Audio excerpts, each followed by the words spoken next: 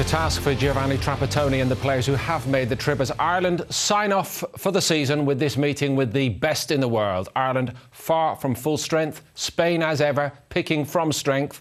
They've lost just one of the last 26 games and their tournament record speaks for itself. So Brian, doesn't it all add up tonight to an exercise in damage limitation in New York?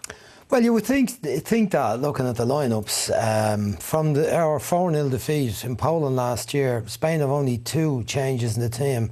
Alonso and Torres are out, and Pedro and David Villa are in. So that doesn't give us great encouragement, given we have only 2 players who started in the game, and we've quite an inexperienced team.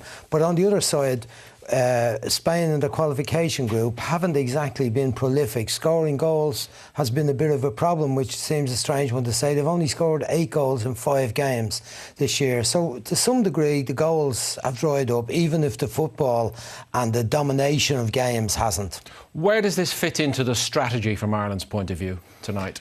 And may I add, there have been yet again some rather conflicting signals from the management in the build-up to this game. One of the quotes, and I hope I'm not misquoting him, but Trapattoni is reported to have said, sure, they, being Spain, will win this game, but it's a good test for us. Well, is that really the limit of this tonight for Ireland? Well, it's a strange one to say. I don't think it would have been the manager's choice to play Spain with a fairly weakish or second-rate squad. I think it was the association's choice, because there's obviously a financial benefit in it. Not too many of the players would have been too keen to have their season extended so far outside of the playing season, and particularly with the job done against the Faroes at the weekend. So I think what the manager's learned a lot over the last 3 games between England, Georgia and the Faroes. I think he can almost nail down his best 11 now, but he also knows that he has some very good other options. And I think tonight's game will help him to judge some other players, but it's not an ideal fixture at all for either him, the players or anybody else. You do make a fair case for Trapattoni, of course, Brian, that his hand has been forced to a great degree by all the absentees going into this one. I think the main talking point in the selection, Seamus Coleman, we think, to start in midfield tonight. It's such an important night, of course, and a first international start for Jeff Hendrick of Derby County, alongside the returning James McCarthy. Andy Keogh comes back into the side on the left, we think, and Conor Salmon gets a great opportunity again tonight up alongside Robbie Keane. Your thoughts? Well, you just hope that Jeff Hendrick and James McCarthy get enough of the ball that we can actually see them in the game. McCarthy's been very impressive. Hendrick, in the little bits we've seen him coming on as substitute, as a 21-year-old coming into the team, he looks the part, looks like he's got a big future for Ireland and at club level also.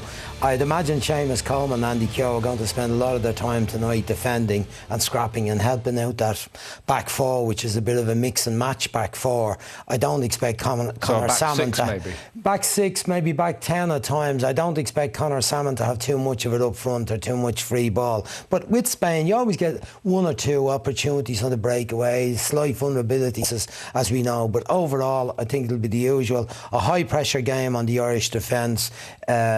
Huge number of passes been strung together.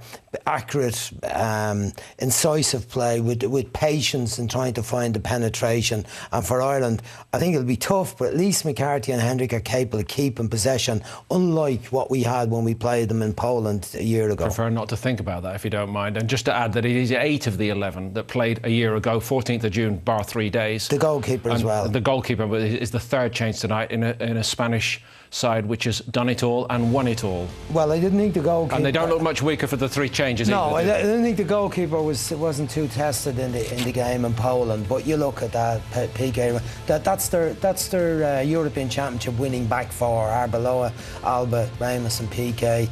Busquets and Xavi, what way they'll play around the middle, you know, there's flexibility and all sorts of movement there. Will Xavi play a bit further forward and Silva on the left. Villa coming back after a long time out. He's just recently got back, played in the 1-1 draw with Finland, having missed almost 18 months. I think if we wanted to scare people later in the night, we'd have actually shown the substitutes caption rather than the starting 11. It's not a bad looking list, but I think Villa coming back it's another big game for him. I mean, he's their all-time top goal scorer, so we shouldn't take much consolation in Torres not playing. Villa 53 goals, and he'll see this as a chance tonight to score again. Is the most concerning thing, though, Brian, the fact that Spain have got a tournament tournament, which they will be going around the corner now, and this is their warm-up game for the Confederations Cup tonight. Well, they've had one game against Haiti, much different team. Managers obviously rotating it and giving everyone an opportunity, but the fact that he's put out what looks like his strongest team tonight would worry you that they're going to go for this. And they don't do friendlies, in fact, do they? Some of the games they play are called friendlies, but they never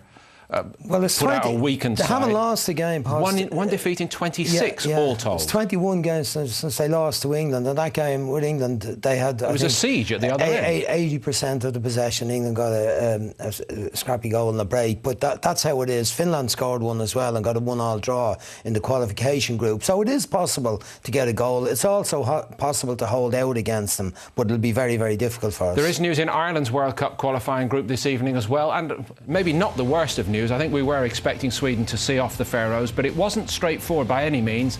Sweden have laboured to a 2-0 win. There was a penalty from Ibrahimovic. He got the other one as well, but Sweden were down to 10 men for a large part of it.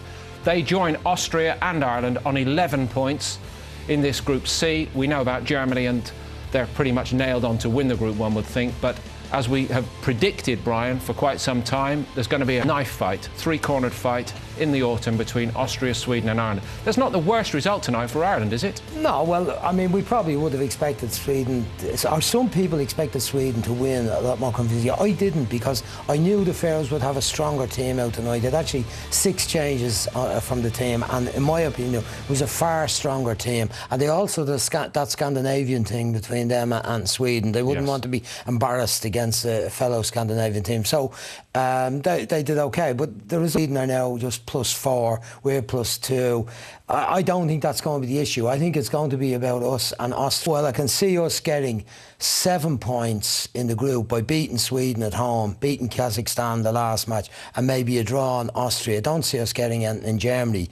Then Austria just need to get 7 from their 4 games. That might be harder than you think, because they have to play away to Sweden. Correct. Yeah, and they've also got they have to away to Germany as well. So, you know, if we get 7, it could put them in an awkward spot. Can we get a draw in Austria? Yes, we can. Could we beat Sweden at home? Yes, I think so. Trapattoni's engineered this perfectly again, has he? Well, you make your own luck and you get your own results, and it's early. Yeah, I'm always looking at an optimistic side and saying we can do something from the position we're in. We won't get an Estonia in a playoff. That's the difference. That's unlikely when you look at the way the groups are set this stage. The likes of Spain, of course, dot the top level of the game. One player who's contributed so much to Ireland's fortunes ends his season in America tonight, and I guess that's only fitting. Robbie Keane, in what we take to be at homeland at the moment, in the United States, where he's playing his club football. He signed off at the Aviva in great style, of course, against Faroes. Just wonder whether actually playing less often now, Brian, and in a less rigorous club environment might actually be to Ireland's benefit. Well, I suppose. I mean, he's claiming at 32 he's young, and he's saying Wesley Hoolan's only starting at 31. His record is phenomenal. When you look at it overall, 59 goals, 126 matches for Ireland. His consistency in turning up since 1998 for the national team is amazing. And there is an example to all the other players who at times pull out early and say, I'm retiring to concentrate on my club football. Maybe the answer is to drop into a different level, as you're suggesting, and play at a level that you can find it fairly handy. There's less games, a tighter playing season, and then you can come back. But he did push the club into release him to come over and play in all these games, and he's done his job, and now he's back in America tonight. And is he holding down his position in the side on merit? Well, there's times when you could question whether we can afford... Well, I certainly question whether we can afford to play 4-4-2. We were exposed badly in Poland last year, and Robbie is one of those two. It was with Kevin Doyle in Poland. More recently, it's been with Shane Long. Now, he did a very good job in Sweden, Paul, which was overlooked. Many people thought he didn't have a great game. I thought he did a very efficient game around, dropping off in the middle of the field and dealing with Sweden's build-up play and helping to give us a hold on the midfield in general the game. It meant he was less often in the box. Now, we saw against Georgia and the Faroes, when we have possession and we're on top of team, then he can do the goal scoring role. I would think, again, when we go to Austria, which would be a crucial game, we should be looking more at a situation of playing 4-4-1-1. And in that case, it will be either Robbie or Long. And, that's the manager's call. Long is more varied in his game. He's more physical qualities than Robbie. He can get in behind when that comes. But I think at home to Sweden, we'll need him on the pitch. To the success stories of this season, players at the other end of their international career, but David Ford has gone from strength to strength, has he not? Look, Paul, he's definitely surprised me. I didn't think at the level he was playing at and what I saw of him bits and pieces, I didn't think he would be the one to follow Shea, given that we'd all say, now we found a goalkeeper that's more than adequate at international level and we can have confidence in. He's a big man in the goal, and again, I go like they're very good saves. He's out anticipating, reading well, and he's a huge man. It's hard to get the ball by when he times his move right. You see this little chance here again. He blocks it with his body, but it was in the match in Sweden, away match, where you want your goalkeeper. He may not have too much to do, but when he has it, he does the right thing at the right time, and he started coming out and catching balls off crosses, corner kicks, set pieces, and there's nothing better for defence when they know they can trust the keeper to come out and take it and calm the whole thing down. So he really has impressed of late. As we understand it at this moment, he will be playing in the Championship next season. It still beggars belief to think that James McCarthy might end up doing that. That's not going to happen, sure. Well, I wouldn't think so. I don't think the action has started really about transfers yet. And this game against England, we saw his defensive side of his game, where previously we've been looking at his passing ability and what he gives us in possession when he retains possession. Tonight we're going to need this type of stuff for him. Tidying things up when it looks like there's a threat, being prepared to get on it, play it simply, and then link up again. And he repeatedly did it. This one I particularly liked against England, where it looked like he was out of it, he wasn't going to get it. Then we saw in the second half a couple of little passes where he sees the right pass, plays it with the right way, and he has the skill and composure to stay in possession. A bit more strength than he had previously to stay on it for longer, brush players off and play the right pass again. And he's been very impressive indeed, and a kind of a different sort of a midfield player than what Trapattoni's been inclined to use. I mean, he's different from Andrews, he's different from Glenn Whelan, and he's different from Gibson. But I think he's established himself now as a main man in the team. The action at the Yankee Stadium, and we'll get out there shortly as Ireland look to end the season on a good note tonight against the very best around.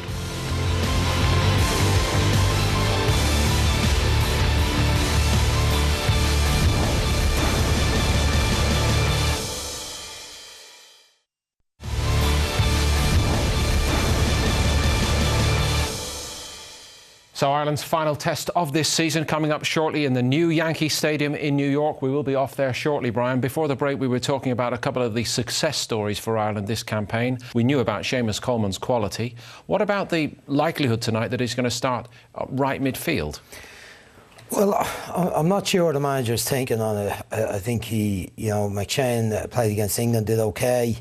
I presume he feels Coleman is well aware of how to play that position as the wide midfielder, and he might get a bit of him on the break going forward. But certainly his performance in recent games, and particularly the English match, we see him now, he's part of the team, he's starting to play with a bit of confidence, which often takes time when you come into the national team first.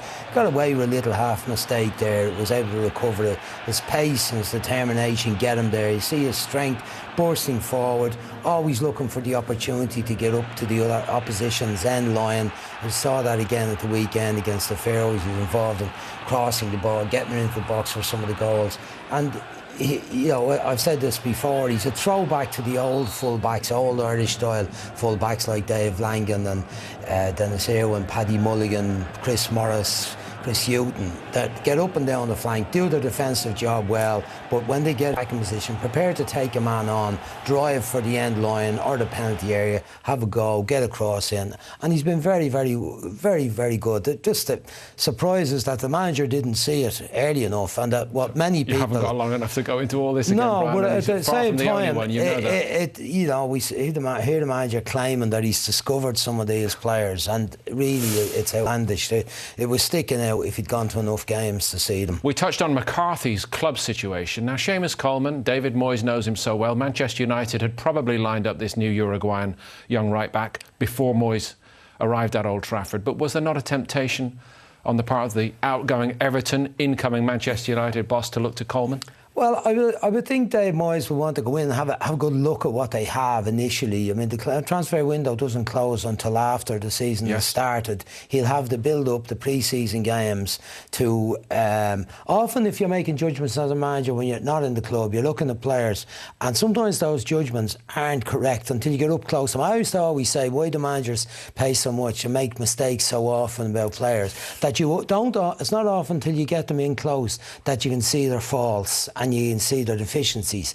And I don't think Dave Moyes will jump in about signing any of the Everton players until he weighs up exactly what Manchester United have. But Coleman is one that has potential. Whether he may be able to make that step for Manchester United at this stage is questionable, but it definitely has the potential for that, because it's been such a smash and rise for him so quickly from Sligo Rovers to Everton's first team, and now to be looking a fairly almost complete full back at times. So it's good for the future of Ireland, and it's great for Everton at the moment that they have him. And he is a full-back by trade, as we know, as you've just reminded everybody. So is part of Trapattoni's thinking in this case tonight, you've got a back four there that, with every respect to them, individually, they're quite get-atable by some of these Spanish superstars. So Coleman will have an eye on what's behind him. I think with the flexibility, when you look at what Spain have in the front position, it'll probably be Pedro, Villa and Silva as the front three, and then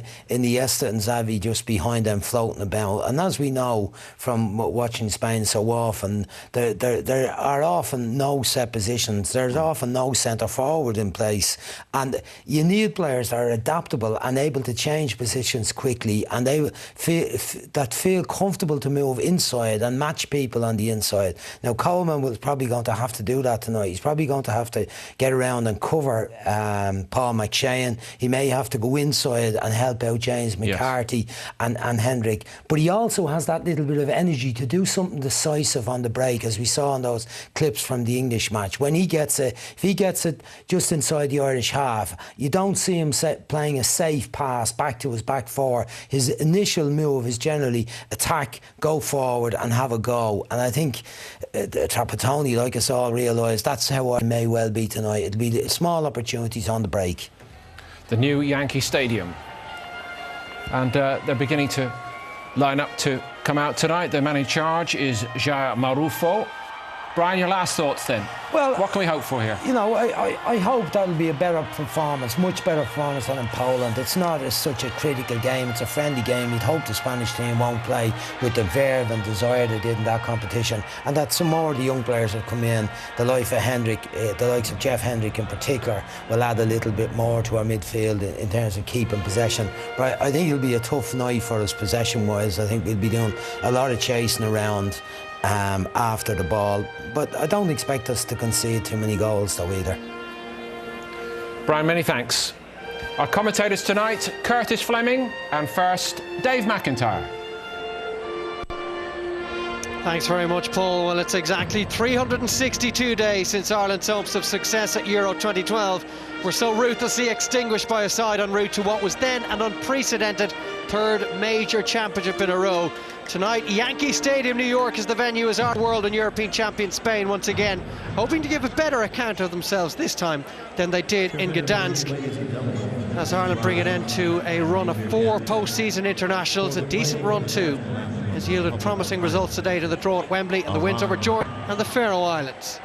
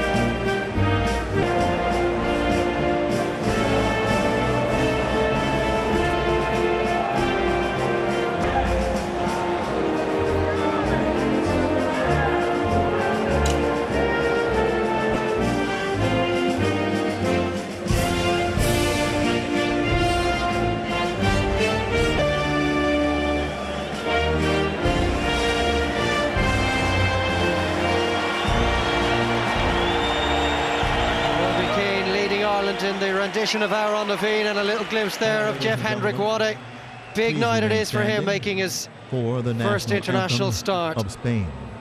Marcha Real. The Marcha Real of Spain.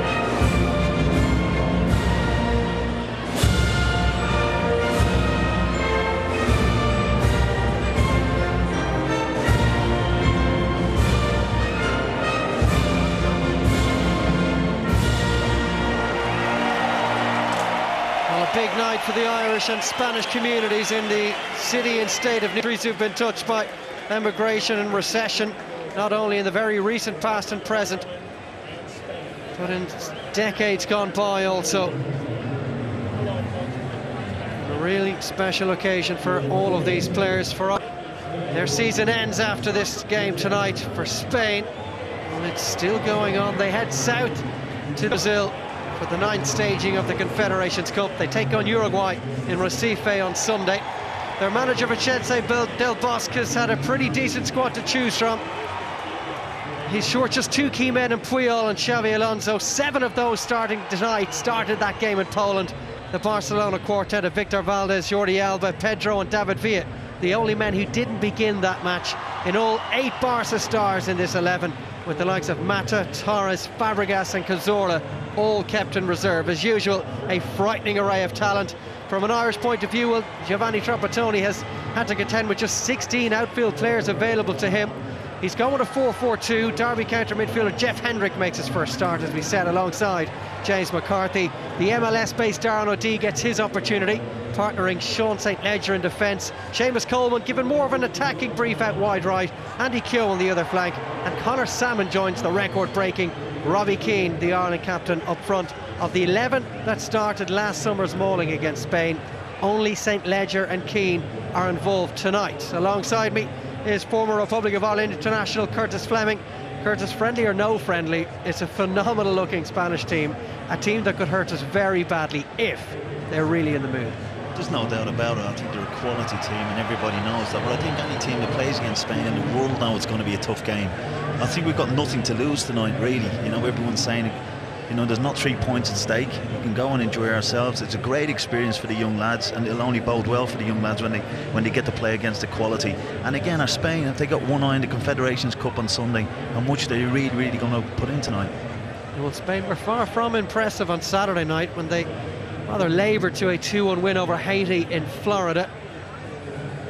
They were 2-0 up after 19 minutes, goal from Cazorla and Fabregas, and really they didn't offer a huge amount after that. The 28th international meeting between these two nations. Spain have won 14 times, Ireland 4 wins. There have been 9 draws. But more importantly, really, Ireland have beaten Spain just once in the last 16 meetings. That famous day at Lansdowne Road in 1989.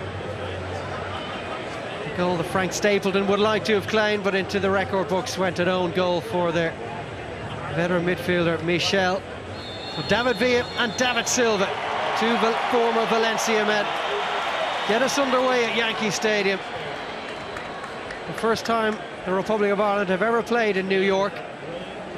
It's their 16th match in the United States. Of course, they've lined out in New Jersey 6 times, most famously in June '94, and that incredible win over the Italians. And Curtis, you had the honour yourself of playing for Ireland in the US Cup in Giant Stadium. I did indeed. 1996 I came over. I cancelled my wedding in fact for it. I had to come over, but it was a brilliant experience to play, and for me it was a brilliant experience to kind of get a realistic view of international football, and to know I could handle the pressures of it. They'll know that they're fit enough and good enough to be on the same pitch as them. Capacity at Yankee Stadium when the Yankees are in town is around about 51,000. 54,000 for football, and maybe an early opportunity been made by Pedro here, but in steps the Republic of Ireland defenders. to get the job done and get the ball clear. Aaron O'Day played very well on that particular occasion. David Silva, back to Pedro again. Jordi Alba getting forward and trying to link up with his Barcelona teammate. Seamus Coleman scrambling it clear, but already signs that Spain are switched on and beginning to monopolise possession, 73% of which they enjoyed in that 4-0 win over Ireland. There's Gerard Piqué on Arbeloa. Sergio Busquets. Jeff Hendrick trying to get close to the Barcelona midfielder. That's Ramos. Pedro seeing a lot of the ball inside the opening couple of minutes. Busquets again, the deepest line of the Spanish midfield. That's Xavi in the middle, the captain, leaves it for David Silva. Iniesta. So many household, now legendary names. A little touch from Xavi for Pedro. And now Arbeloa again. And Pedro's come across the entire width of the field. Wonderful one-touch football. Iniesta maybe over the top for Pedro. And David Ford, happy to see that go behind, but already a real warning of what we know they're already capable of. We're not surprised by what Spain have delivered in the opening couple of minutes, but it's still a little shuddering to watch. It is, and it's a joy to watch, to be fair, how comfortable they are and the little movement that they've got. Ireland just really need to settle down and believe that they can keep them out. They've got to keep their structure. I'm just looking at Coleman already. He's playing in line with McShane. Too deep for me, really. He should be keeping his midfield berth and let McShane do his job as a full-back. But I would say that Coleman has started on the right, really, to compete against Alba, bombing on from that left-back position. Almost beat Conor Samatuit in the air. And McCarthy's pass was astray. One first real touch for the men in black tonight. And it's Victor Valdez. And his future is up in the air, really, at the moment, having said he won't sign a new contract with Barcelona at the end of next season. Heavily linked with the move to the new project unfolding at Monaco. That's Xavi, he's certainly not going anywhere. Pedro now. The overlap was made by Jordi Alba. Xavi. Iniesta. And watched by McCarthy. Silva, who got the third goal against Ireland last summer. And now Busquets. That's it back from Villa. Iniesta. Hendrick closing down Silva. Iniesta, really quick turn. David Silva. Look how deep Robbie Keane is at the moment, acting as that auxiliary midfielder as he so often does. Pedro drives it in, took a nick on the way through, could have gone anywhere. And it's a first corner of the evening, conceded by Paul McShane. I think the Irish defence at the moment looking all over the place. The midfielders really not sure of the structure, where they should be getting out to the Spanish team. They should be just keeping the shape and just sticking to that. Xavi Hernandez with the corner kick. Not a bad delivery either. McShane just about scrambles it away. Robbie Keane in behind Andy Keogh. And maybe a chance for Stephen Kelly to get forward. First time Ireland have had the ball on the deck in the Spanish half. And Kelly has his pocket picked by Alvaro Arbeloa. And away comes Spain again through David Silva. A strong challenge from Keogh.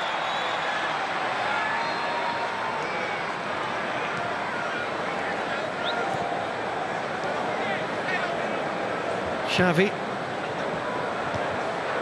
making his 122nd international appearance tonight. Iniesta.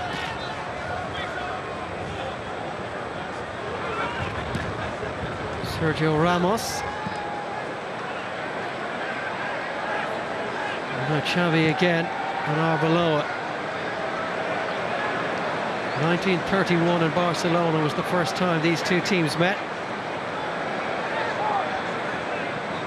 There's Hernandez again, and Iniesta just drops in behind Xavi. David Silva. Trying to plug the gaps, get as many men behind the ball as possible. The wall of black shirts between the Spanish midfield and the Ireland defence, and it's just come off McShane again for a second quarter kick. So difficult for Ireland to maintain their shape. It is, but I think they've got to let them play in front of them. Don't be coming out and try to bite them, because every time you come out of the position, you can slip it in. The most important part of the pitch for them is the two midfielders sat in front of the two centre-backs. Don't let them go through that middle bit. Xavi gets it back from David Silva. And that's a long-range pop at goal. It was St. Ledger that was sent sprawling in the penalty area. And of course, this time last year, Curtis, we were already a goal down. It only took Fernando Torres 4 minutes to open the scoring. Well, there's always a bonus, isn't there?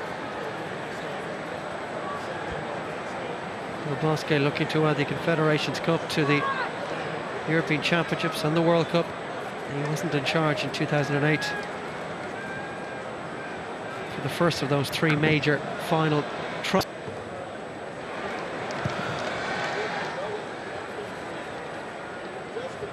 Look on from Parr. Doesn't find Keane. He just leaned into Sergio Ramos.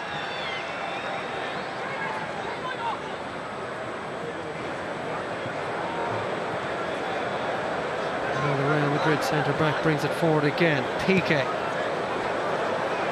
Busquets just goes beyond Robbie Keane and away from Salmon.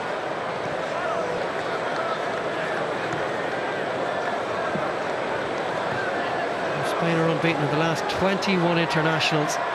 England the last side to beat them, in fact. That was at Wembley in November 2011. Heavy touch on Robbie Keane. And Ireland have given it away again. Piqué for Xavi. If Ireland are going to get any respite at all tonight, when they do get a chance to keep possession, they've got to keep it. It's falling to Robbie there with his experience. He should be checking back, start again. Because when they do break, there's so many of the Irish players behind the ball, they can't get up to join them. David Villa, one touch and a rather scuffed shot. And it will be an Ireland goal kick. Well, it is virtually, Kurt, as a full-strength Spanish team. Carlos Puyol and Xavi Alonso maybe the only two that might have been in there. And when you think of the amount of resources available to Trapattoni that have been removed from this game for him, no John O'Shea, of course, at the heart of the Irish defence, one linchpin that's missing, to name but a few. Yeah, and Richard Dunn again, you know, the spine of that team, the experience, that's what you need.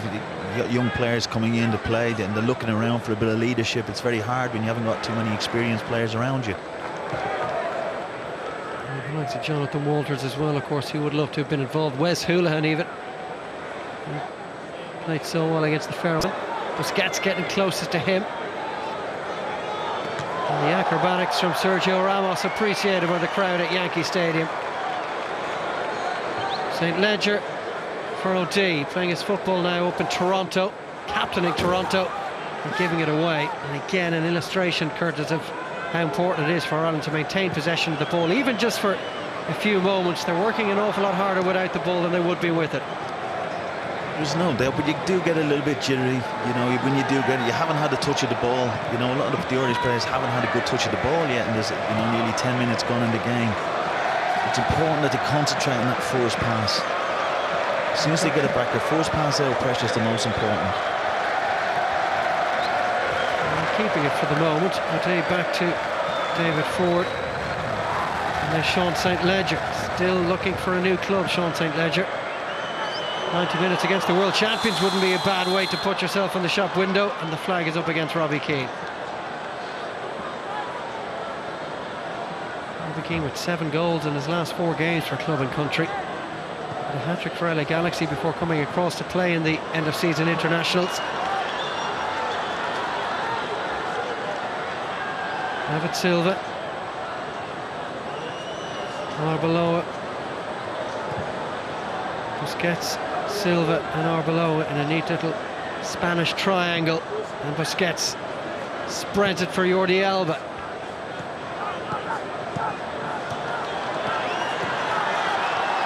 Wonderful first touch, wonderful first time balls, and then given away. And maybe Ireland can break through Robbie Keane, and away down the right-hand side goes Seamus Coleman, rather ruthlessly brought to ground by Pedro. A yellow card. He knew what he was doing there, Curtis, and it was so very untypical of Spain, the manner in which that move broke down. It was, and again, it was a little bit lax defensively. As Brian said in the studio earlier, I think we will get chances tonight. It may be one or two, but you'll definitely get chances. They get very comfortable on the ball. They get a lot of players forward, and when you get a chance to break, you usually back straight 1v1 against the defence. Pedro had to make that challenge there, and as they say, it's always a good booking. And Andres Iniesta certainly isn't 10 yards away from James McCarthy. For all the possession that Spain have enjoyed in the opening 11.5 minutes, they haven't really created an opportunity. Ireland have looked compact on the edge of their own 18-yard box. McCarthy, wide for Coleman. Maybe he looked to get a run at Jordi Alba. He's done that, turned him inside out. Coleman clipped it for Salmon, and the overhead came in from Andy Keogh. And really just proving your point, Curtis, when they do get it down to play, they can be a real threat. There's no doubt about it. Again, Coleman playing with so much confidence, and he's got so much ability. And Jordi Alba isn't used to being run at 1v1. And like a lot of the players, they're used to having the ball, they're used to having a lot of possession and not really being tested defensively. Alba making his 18th appearance tonight. After his first season at Barcelona, a very successful one at that. But Seamus Coleman made him look rather foolish on that occasion. Here's Xavi.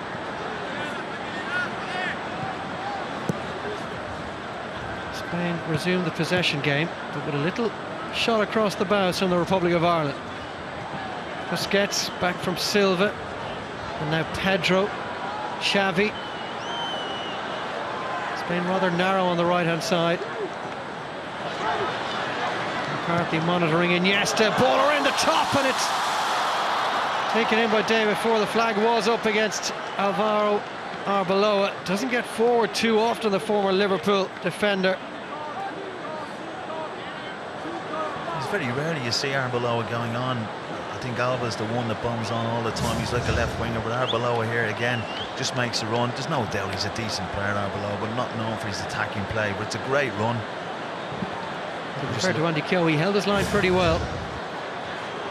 Conor Salmon trying to jump into Sergio Ramos. He's not winning those long balls, the Derby County striker. And here's a Derby County midfielder, Jeff Hendrick, wins a corner kick.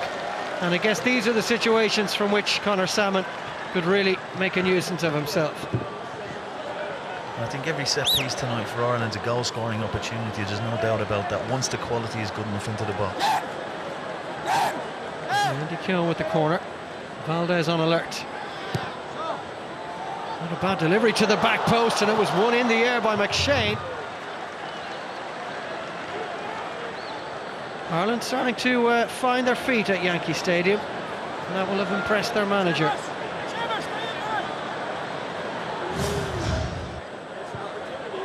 There's McShane coming in around the edge of the 6-yard box. Got up well. Valdez was saying he was being impeded by Robbie Keane. McShane going up against Jordi Alba in the far post. There's only going to be one winner, and again it's just all about the quality. Ireland starting to play a little bit of the game in the Spanish half. McShane has never scored for Ireland. That would have been a big moment for him. And a foul by Andy Keogh and David Silva.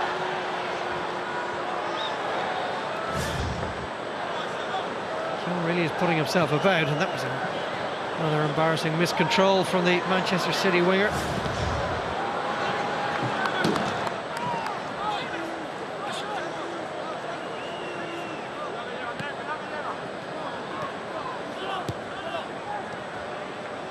Busquets, Xavi, Pedro for Silva. One slip from James McCarthy. That could have gone anywhere as well. Decent defending in the end. Pedro in the thick of it again.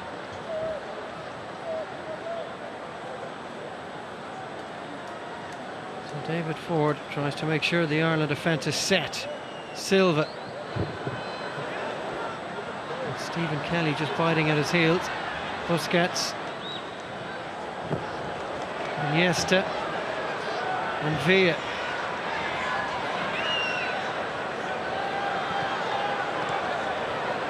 Just over a quarter an hour played, and Spain haven't really opened Ireland up as yet. Iniesta with an effort. And you would imagine that the Irish defence, Curtis, will be happy enough to keep Spain with those long-range efforts. Be very, very happy. You see Iniesta trying to shot from 25 yards, especially the form that forward is in. Usually you're worried about them playing around you on the edge of the box, and they haven't really started that. Again, that's for me, that's a little bit of frustration. He's off balance, the ball's going away from Iniesta, but he has the shot. But for all the possession, as you said, I don't think they've cut Ireland open at all. Scored just 4 times for Barcelona last season. So Yankee Stadium completely transformed into a footballing stadium tonight. The Yankees themselves are down in Oakland, taking on the Athletics tonight in a couple of hours' time.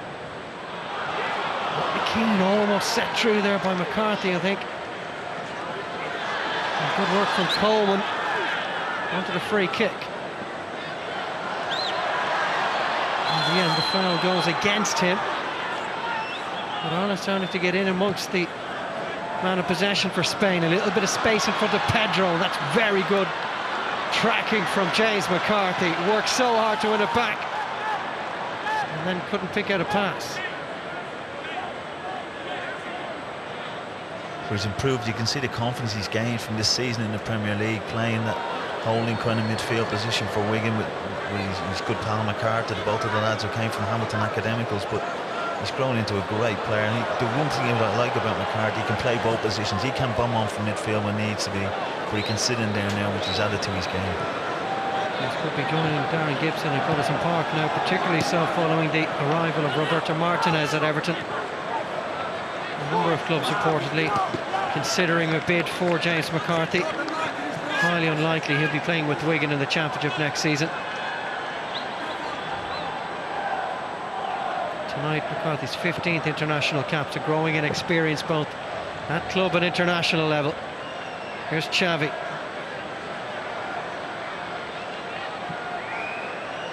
Silva. Gets it back from Arbeloa. Xavi. Villa. Hendrick trying to close him down, and then St. Ledger. And St. Ledger did his job very well in the end. It's good defending, and again making him go away from goal, get him onto his weaker left foot. If he has a weaker left foot, it's good defending, pushing away from goal and getting the body in the way. Another corner kick for Spain. Flipped in by Xavi towards Piqué and cleared off the line. Well, David Ford was beaten. Real illustration of the importance of that old basic defensive ploy of having somebody on the back post. Xavi for Pedro. A little more pace now on the Spanish attack. Piqué stayed forward. As good a ball player as there is in this Spanish team, Gerard Piqué. Ramos. Iniesta. Busquets. James Coleman chasing shadows at the moment. Iniesta again. Xavi now looks to move forward, and David Villa maybe lining one up on his left foot. And it was Darren O'Dea that came out to get the block in. Hendrick can't retain possession of the ball. And Spain build again, not quite from the back, from midway inside the Irish half. As you said, you just get into a rhythm, don't they, Dave? You know, they get into that rhythm, they play, they're all very comfortable on it. You all play the ticky-tack football that they all play, 5-6 yard passes, little sets. But again, no real cutting edge from them. James Coleman just allowed Pedro, I think, to get in behind him. Did enough in the end. Was it Alba that was coming forward, and Alba, I guess, knew Coleman was there. But the Irish concentration needs to be absolute and constant for the entire game.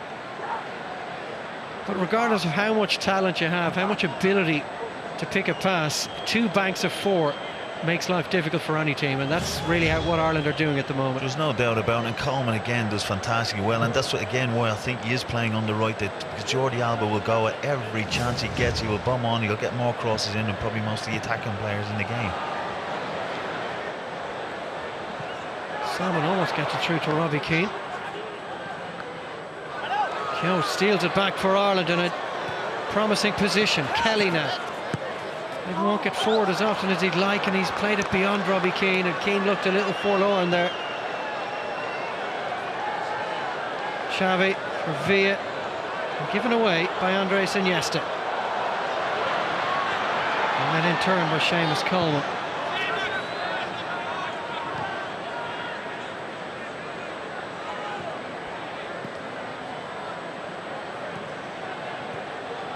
That's Pedro.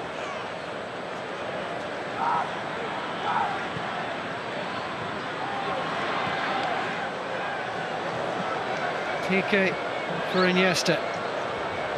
Xavi, little look over the shoulder. And now Busquets. Gets it back from Pedro. Iniesta with Alba to his left.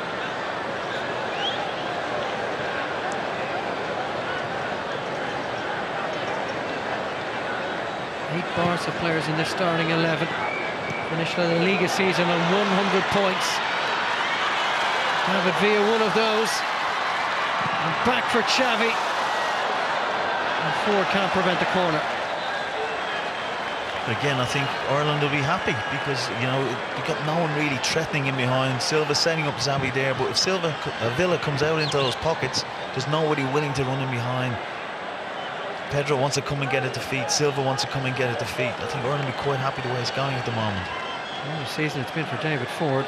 An FA Cup semi-final at Wembley with Millwall, played England at Wembley, and finishing with the trip to New York to face Spain. It's a great ball in, it's still not clear, and eventually safely in the arms of David Ford, but after some heroics from Sean St. Ledger.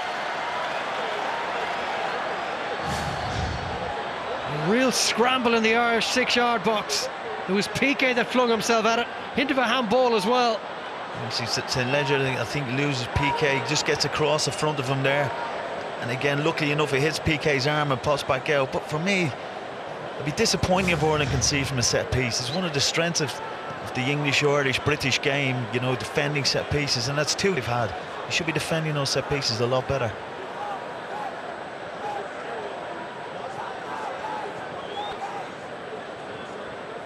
Ramos back for Valdez. Iker Casillas started against Haiti on Saturday night. His first start for other club or country since January, of course, fell very much out of favour under Jose Mourinho in his final months at Real Madrid. He returned from a hand injury in March. Didn't start another game for Real, that's this season. McShane, strong, committed challenge from him. And a lovely touch from Conor Salmon. Nutmeg Jordi Alba, I think. Much maligned Conor Salmon, but he certainly proved for the second Robbie Keane goal against the Faroe Islands that he's a very swift and soft touch when necessary. I think he's underestimated. The biggest thing when he gives the Irish team is he gives that work rate, he gives that. There's another illustration of his role. He was just surrounded by two Spanish defenders. Sorry, Curtis. Here's Seamus Coleman, and now Keogh. Back for McShane. Can Ireland hold on to possession? Seamus Coleman getting in behind Alba, looking for the corner kick, and not getting it. Again, I'd just like to see McCart keep the ball there again. You know, it's a kind of a 50-50 ball really for Coleman, not really giving him a chance. Have the ability or the know-how to come out. He's playing it tight with McShane there. Can you come out across the pitch, shift the Spanish team? You need to switch them from side to side to create spaces to play into. Well, tonight is the night to try things. Mistake. McShane looking for Salmon. And McCarthy for Stephen Kelly. He'll be playing in the Championship next season after Reading's relegation against the likes of Andy Keogh. OD. Pressure on St. Ledger.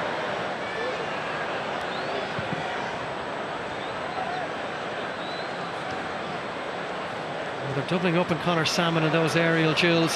Xavi for Iniesta. Many times have we said that over the years. Xavi back from Villa, and now Iniesta. Hendrick goal side, Robbie Keane moving goal side now as well. Little pass for David Silva, the pullback was a cheeky one. Nobody read his intentions, and James McCarthy was in the right place at the right time. Conor Salmon's done very well, was his foot high, no flag, no whistle, chance for Conor Salmon maybe, and he puts it across the face of goal. Piqué wondering why there was no free kick. What an opportunity for Ireland. It's a fantastic opportunity. Conor Salmon disappointed, he hasn't even worked the goalkeeper there. Great chasing. 26, 27 minutes in, he's been non-stop, he's been closing down, he finally gets his chance, he's worked hard for. Now is your chance to settle down. Piqué's given up on it at this stage. You can see Salmon running in. Is he going to work the goalkeeper? Tries to go for the far post, but again, not really. He should be working the target there. Doesn't really get near the target with that effort. You can certainly see his intention, trying to open his body and just bend it around. Victor Valdez yet to score for Ireland. This is 7th international.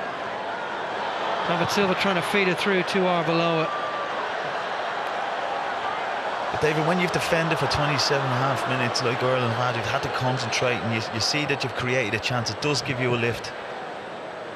And they've had 2 or 3 opportunities. That was a real gilt-edged chance, but 1 or 2 half chances as well. St. Ledger for Salmon, again kills the ball beautifully and holds up the ball for Ireland. Hendrick. O'D nicely plays it to Stephen Kelly. Ireland seemingly growing in confidence at Yankee Stadium. Kelly for Keogh. Flag stays down. Well, it stayed down temporarily. But after the real pep and tempo from Spain in the opening quarter of an hour, Ireland have more than weathered that storm, really. That passing, 6 passes there again, starts over on the right-hand side. McShane comes back into Hendrick, we come all the way across, and Kelly gets out, runs 40 yards with the ball. It's just that confidence that they need, and as you said, they should be under no pressure. Yes, it's a real tough test, but it should be one that you should be really relishing. And a long ball from Spain, neatly dealt with by Sean St. Ledger. David Ford's touch was a little lacklustre. And Spain's under-21 side have proven this week there's plenty of more talent coming through the ranks. They've already qualified for the semi-finals of the European Championships in Israel this week. They face the Netherlands tomorrow night. Top spot in Group B up for grabs as David Ford gets behind a drive from Xavi.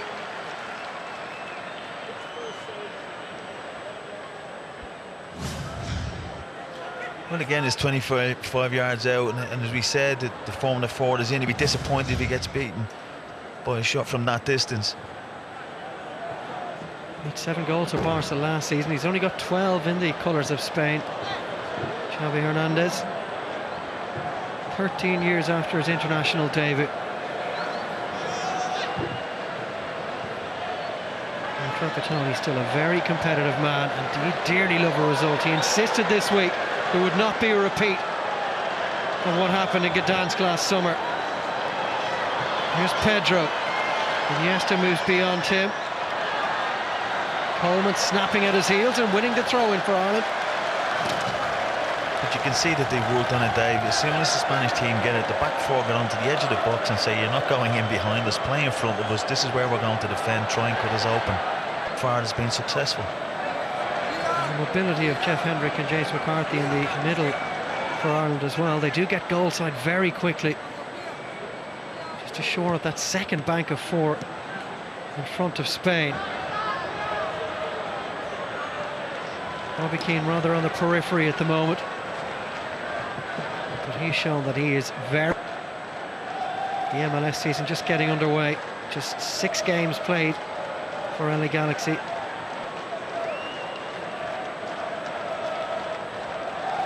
McShane looking forward to another Hull next season. That's not the best of throw-ins. Well, half an hour gone, or a little over, Curtis Fleming, and the Republic of Ireland seem to be enjoying themselves.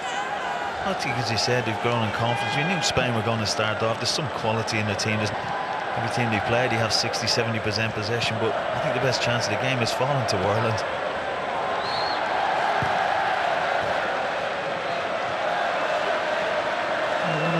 Coleman. Iniesta shrugged off it by McCarthy a little too roughly. But they're not dwelling on sentiment here, are they? They're not afraid of the names. They're growing into it. James McCarthy, he's used to playing in the Premier League every week. He's playing against quality players. He knows he's good enough to be on this pitch. He's growing into the game. Here's David Silva, of course, part of the Man City team, beaten by James McCarthy's Wigan in the cup final, and Pedro puts it wide. Well, maybe that really was Spain's first golden opportunity, and Pedro will perhaps feel he should have got the opener. Well, he'd be disappointed. It's the first time a day gets pulled out, the first time the back four have been pulled all over the place. To get her feet in there, good defending from Kelly, gets back in. But again, they don't need to come out. Hendrick and McCarthy step too far forward, left a gap in behind them, and that's when Spain are very, very dangerous. And his last international goal was that absolutely vital one in Paris, and Spain beat France and went back on top of World Cup qualifying. Prior to that result, it looked like Spain may be heading for the playoffs. They've since beaten Finland as well. Of course, the World Cup holders no longer given an automatic spot in the finals 4 years later. Xavi for Iniesta. Spain looking a little more dangerous, but stepping out was Darren O'Dea. Kelly going long towards Salmon, and neatly looked after by Ramos. McCarthy takes it off Pedro. Certainly no respecter of reputations, James McCarthy. St. Ledger. And clambering all over Robbie Keane with Sergio Ramos, and it's Ramos that's been given the decision from the referee.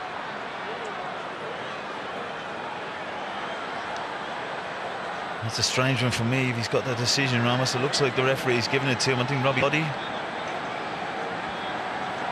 You question the referee saying, what do I have to do there to get a free kick? There's no way. Ramos, you can see Robbie's running into him, but Ramos has gone to... He's got his eye on the ball, but you see, you can just see Robbie Keane just using his body here, getting in. Again, I don't think Ramos was going to win that. Robbie Keane making life awkward for Xavi. Here's Arbeloa.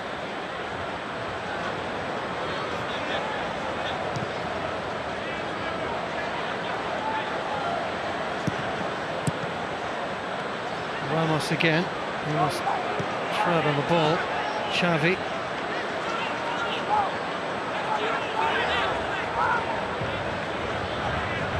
Xavi again. Pedro moving through the middle this time. Iniesta. Alba makes the run. Iniesta facing McShane. And easy in the end for four.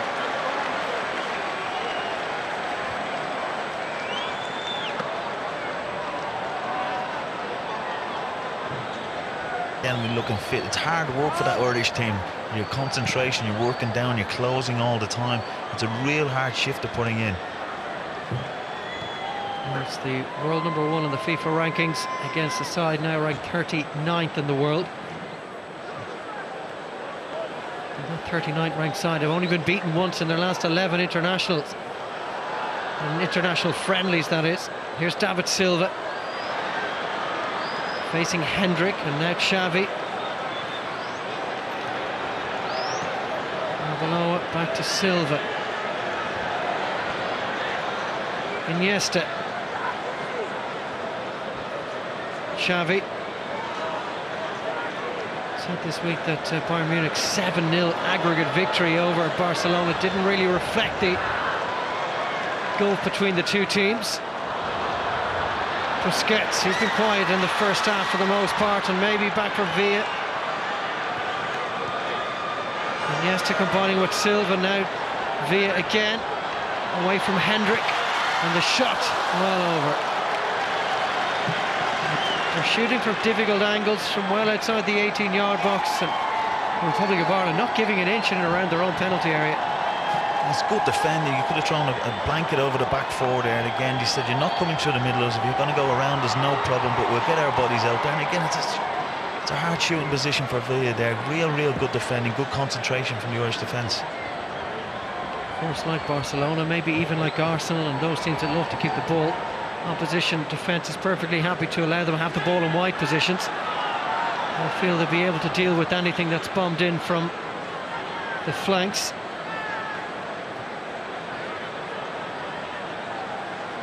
Particularly with David Villa, the only recognised striker in the Spanish lineup. They do have Roberto Soldado of Valencia and of course Fernando Torres on the bench. Ramos. Lovely ball for Silva. Cholo Taloa. Xavi. Jordi Alba. Back for Iniesta.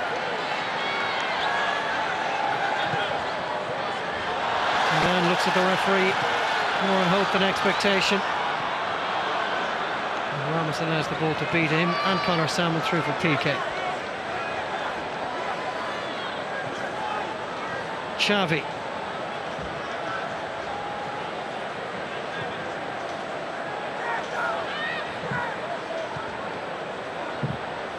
Wide for Arbeloa, up against Kelly. Again, James McCarthy getting goal side at the crucial moment. Pedro now up against Coleman and away in the end by St. Ledger.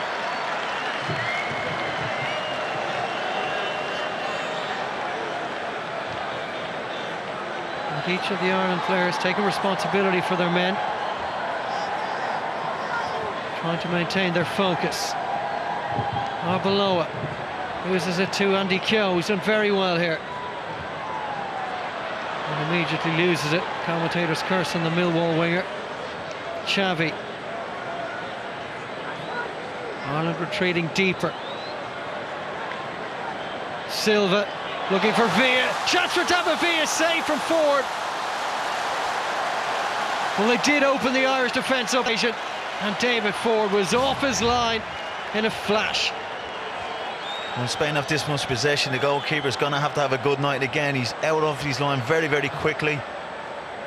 Great little bit of touch from Silva. Great sharp feet from Villa. Gets a little toe poke on him, but Ford matches him. Great defending. His international record is stunning. 53 goals in 88 caps. And you feel he should have added goal number 54. And Ford made himself big, just got his left boot in the way. That would have been a cruel blow for Ireland, so close to half-time, having really withstood, for the most part, everything Spain had thrown at them in this first half. Maybe bodies and minds getting a little tired. Iniesta for Silva. Around the corner for Pedro, and now Villa again. Tried a cheeky back heel towards Pedro. And for the first time in quite some time in this first half, it's all one-way traffic. Well, that's it. In Ireland just looking a little bit tired now. There's 5 minutes to go. Real concentration. Get back into shape. Drop Robbie back into the hole to help the midfielders out. Leave Conor Salmon up there. They try and hit him, try and get out. But the next 5 minutes imperative. Just concentrate, keep the clean sheet, have the 15 minutes rest and get ready to go again. The conditions not too difficult. Around about 22 degrees at kick-off time. Humidity of about 55%. McCarthy's picked a very good ball out for Conor Salmon. That time his first touch certainly wasn't good enough.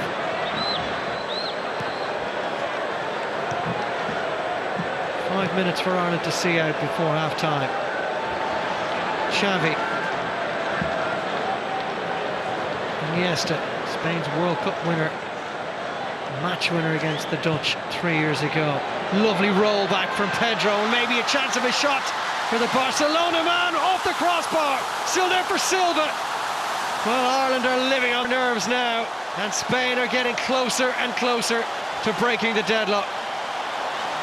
As we said, they've been doing that much chase in Ireland for the last 40 minutes. They've created a couple of chances, but again, Spain coming at them, really asked them a lot of questions. They've got a lot of quality in their team, and they're just finding the pockets now. But it's great feed here from Pedro. He's a world-class player. Great feed. Gets his shot away very, very quickly. And Did David Ford get a touch there?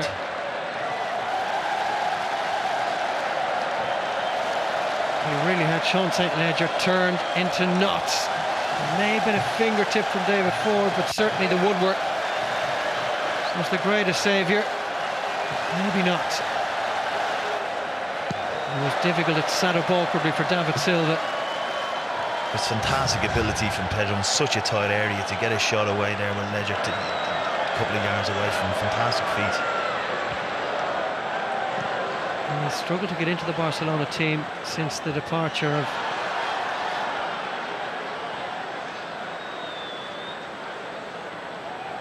here's Busquets now. Since the departure of Pep Guardiola through injury and really a loss of form. But he seems fit and sharp now.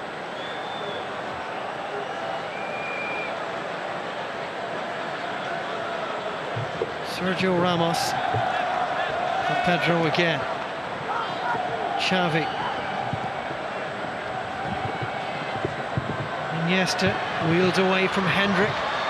Gets it back from Villa. And Villa wins it again on the edge of the Irish penalty area.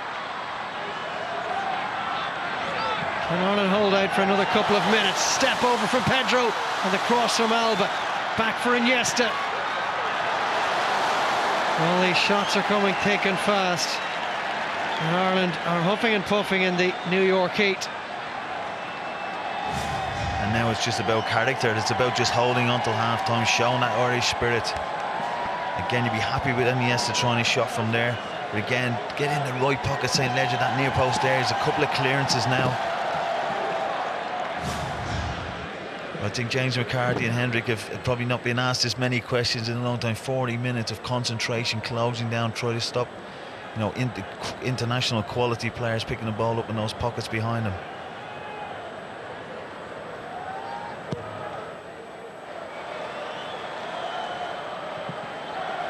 Well, Keane might get in the end of something here.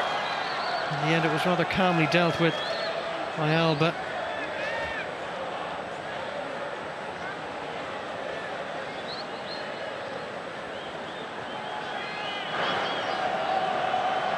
Xavi. Iniesta, almost into the final minute.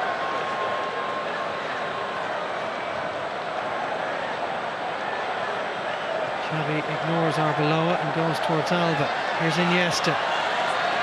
Facing McCarthy on almost a perfect pass for Villa. And St. Ledger stretching, just about gets there. This is when I like St. Ledger. I do think that he does stick at his defending. He loves defending, he loves getting that foot in, he loves going to head it, and he's been invaluable the last 5 minutes. Xavi in front of a Kerry jersey. And Ford obviously gave St. Ledger a call. Right in front of the mound there at Yankee Stadium. Del Bosque doesn't look too happy.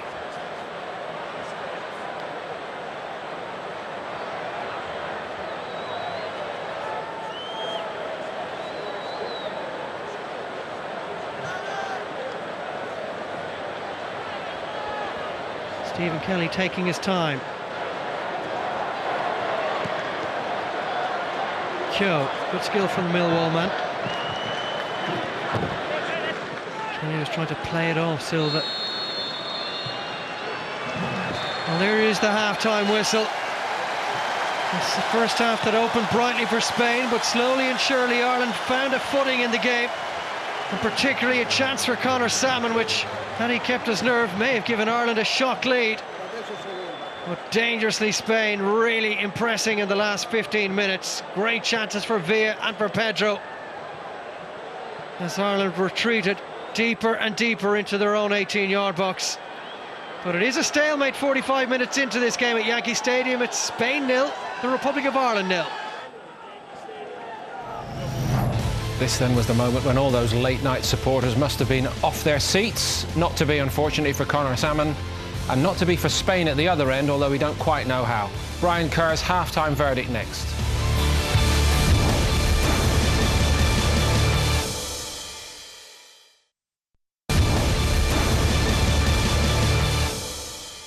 So 0-0 on chances, not really a contest in some senses, Brian. Is that why Del Bosque looked none too pleased as half-time approached? Well, I think he's seen it all before, and this is almost always the trend at Spanish matches. Loads of possession, they often have chances often have trouble scoring a goal despite the amount of possession and chances. Some of it's been quite scrappy. I think the narrowness of the pitch has helped Ireland to defend.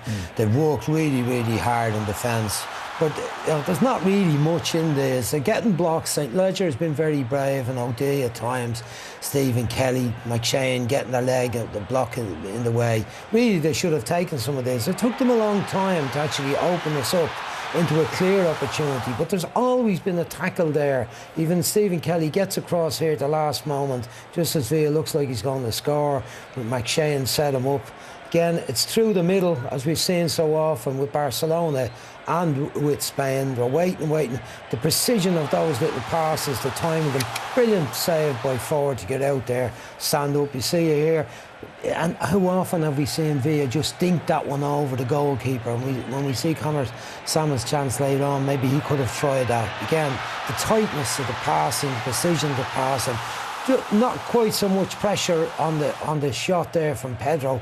Beautiful feet to shift the ball away from St Ledger, and strikes the underside of the bar. Definitely coming out. No need for goal line technology there. It definitely came out of it, and we're just hanging on a little bit. I don't know, Brian. I think maybe in some senses that we're halfway to getting the job done, because if this doesn't work for Spain, they've only got Torres, Mata, Soldado and Navas to call on. They're nearly out of options. They've only got 4 more. They're stuck for a few forwards, all right, in the bench. Does Ireland's defending need noting? Yeah, doggedness. I think so. When you could look at McShane here and say he's at fault, but he's rescued by St Ledger as it comes across. He reads it, and that was typical of a lot of it. They're in not too far away from their own goal. Spain been patient, but it's very crisp passing, and it's good to said in commentary. High level concentration required, but there always someone gets a little half block, and McShane there again on that one. But it's often St Ledger when the final one is coming in across the box. He's in most occasions the one to get just to avert the danger. Here he is again, just gets a touch to it before anyone can get onto it. And look, that's the way it has to be against Spain. They're going to have a momentous amount of possession, and you just have to survive and hope to make the best of your opportunity when you get it. Well, here's the best of it in the other half of the field in this first half. Coleman, as we suggested before the match, might have the odd opportunity. Great run, gets round Alba, cuts it back, Salmon jumps and falls for Andy Keogh. Overhead kick over the bar. Here's one McShane at the far post, header over. But this was our best chance. PK, that type of at times sloppy defending on his part, not been ruthless. Not a free kick no either. No foul involved in that. I never really fancied him in this position. An uncomfortable touch, and maybe being a bit more clever, he might have cut it back to someone arriving from mid here, or dinked it over the goalkeeper as he arrived out. I think the support was late arriving. That's when you're having to defend so deep, but it was really, really a clear-cut opportunity. And there have been lots of them, of course, for Spain in this first half. As we expected there might be, but if Ireland can hang on to a 0-0 somehow, it might end up a good night after all.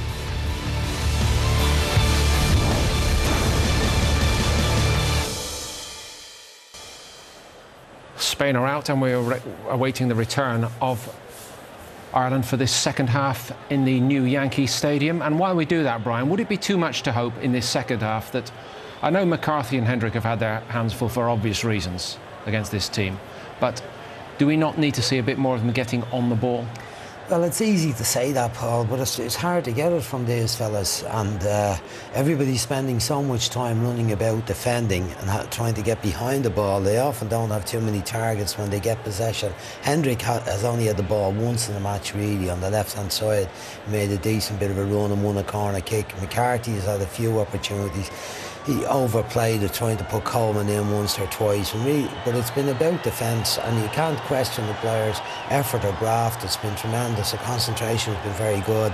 Andy Keogh, Hendrick, Coleman across the middle, Robbie Keane and Salmon, all working very, very hard to keep us in the game, and it's admirable that they've survived so long. It's going to be hard to keep it going at this momentum. We haven't used the sub yet, and I'd say the likes of McLean and Cox will probably get on, maybe Myler, and give us more running to try and stay in the match, because they've got some options on the bench. Thank you, Brian. Back to Curtis Fleming and Dave McIntyre.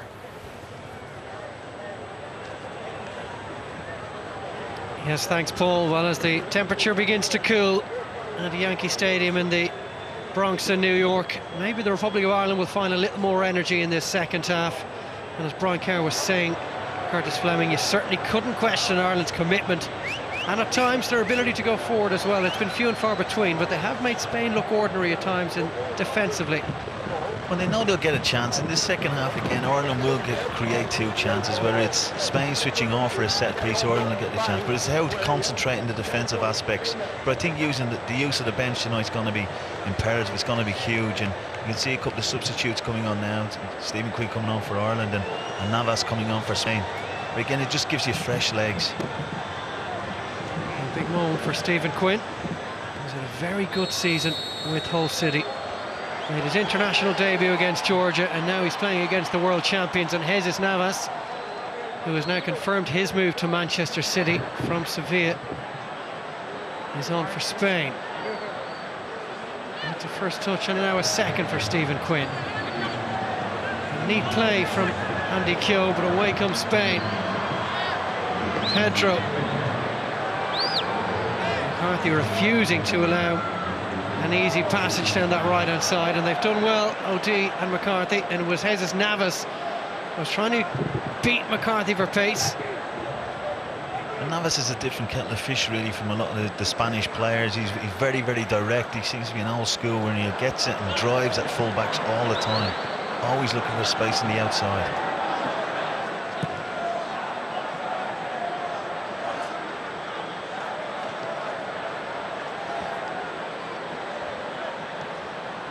Iniesta for Sergio Ramos.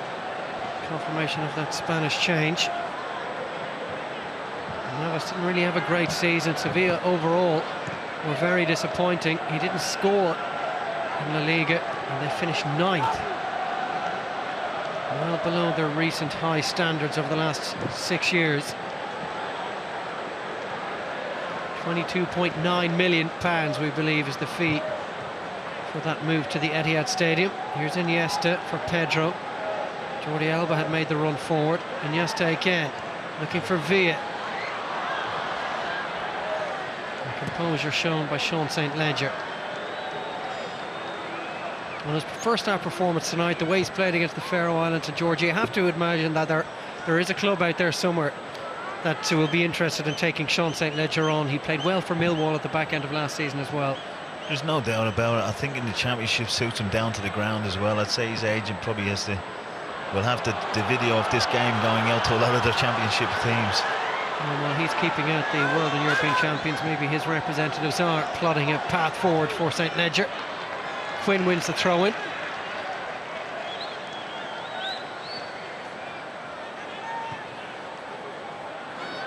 Lobbed in towards Seamus Coleman, cleared for Iniesta by Jordi Alba, and now Xavi. Quinn trying to get goal side. Pedro.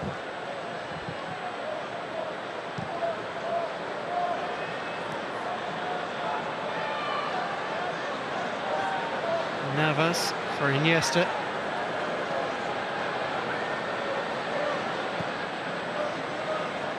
And here's Navas again.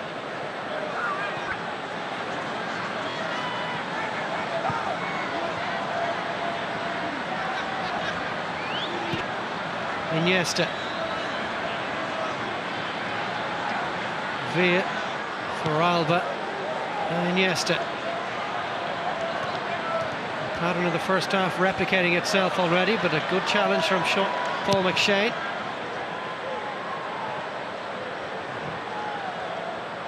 And Salmon bundles over Sergio Busquets. But that scraps really for Salmon, isn't it? It's a ball dinged up. There's two Spanish players jumping in. We just want to see a little bit more quality into him, because if it does come into him with quality, we've shown already in that first half that he can hold it up. Basically, he's done his best work tonight, really on the ground. One or two very good touches. He had that chance to maybe, at the very least, should have hit the target. Didn't even force Victor Valdez into a save. But he hasn't actually won a single ball in the air, to my recollection. Iniesta.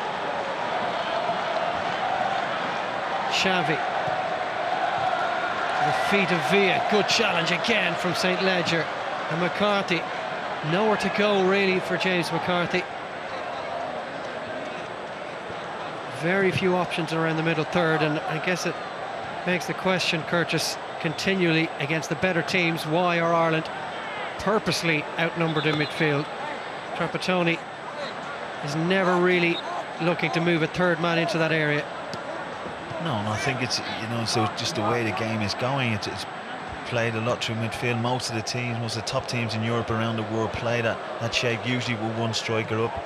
And it's a conundrum with Robbie, isn't it? Because of the quality he gives, he gets chances, he scores goals, but can he play in that drop-off striker? Not really. Do need somebody up big, to hold the ball up, as Spain do with Torres. They've always got that little bit of quality, and that bit of pace to go in behind. And certainly, as he's proven in recent games, Robbie Keane is still Ireland's best finisher, and he really is shot at the moment on the ball right now.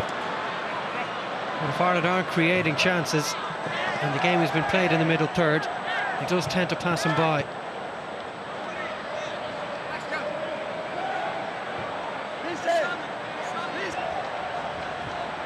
Salmon trying to chest it down for Keogh, who took it full in the face.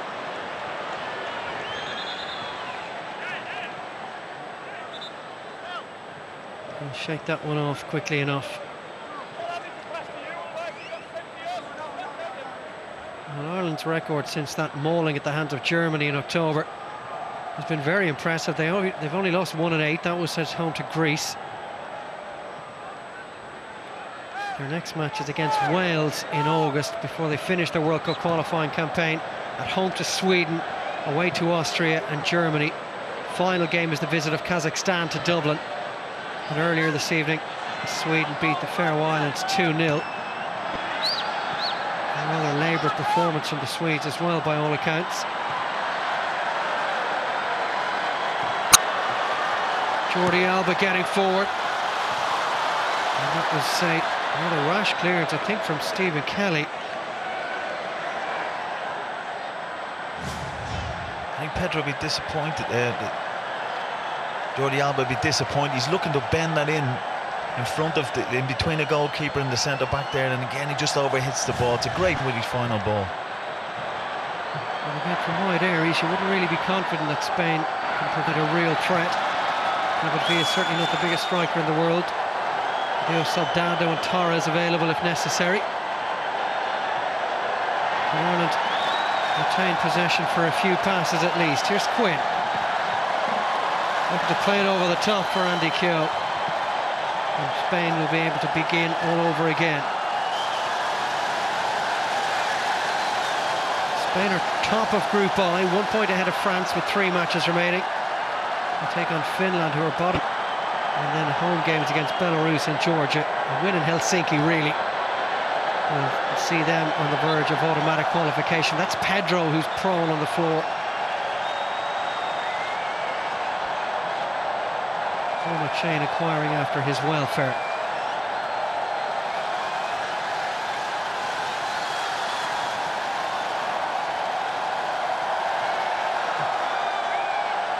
Well, the crowd amusing themselves at Yankee Stadium.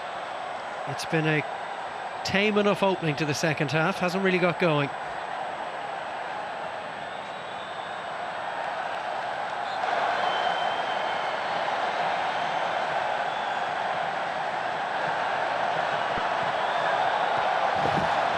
Arbeloa. Busquets makes a neat run forward. He's looking for Jesus Navas.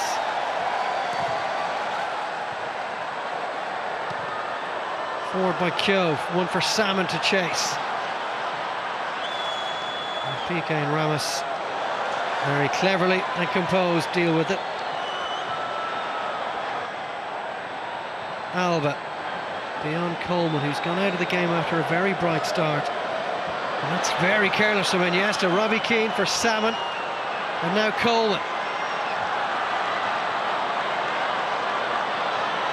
And they were trying to double team Seamus Coleman, and they did so successfully. Initially it's a good break, it's good strength, it's good work rate from Coleman, and just that little bit of quality to slide Robbie Keane in, who made a great run just before he poked it out of play there. But again, Spain have started off a bit sloppy. They don't seem to be passing with the same tempo or same quality that they did at the start of the first half. Coleman playing for his country for the 14th time tonight. And it's already been a very good week for Donegal. Quigley with that brilliant victory in Minsk in the boxing, and the Nicky Rock Iron Cup lip. Their hurlers, their boxers, their footballers all shining.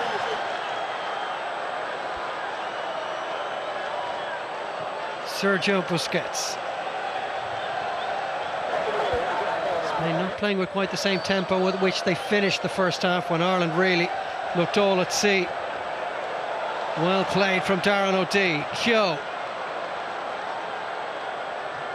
Kelly, very careless pass off his weaker left foot. And Jesus Navas allowed to go a long way. Brings Arbeloa into it. Easy for David Ford. Again, that's not bad. It's good play again, but you've got only one Spanish player in the box.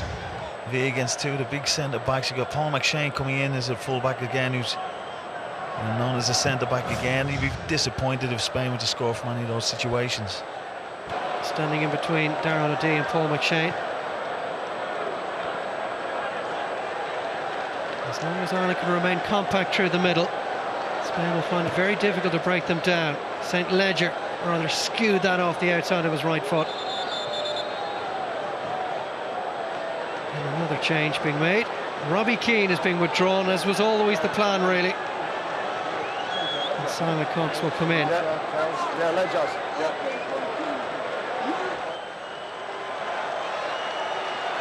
And it's been a very good international window for Robbie Keane. 4 goals, and the record caps holder, played against England at Wembley. And he'll head back to LA Galaxy in fine fettle.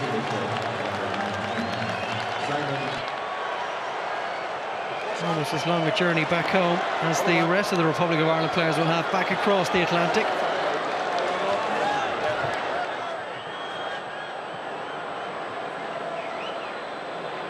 Simon Cox again has had a good season at Nottingham Forest. He's a real handful. He picked up a couple of injuries as it went through the season, but he is a definitely goal threat.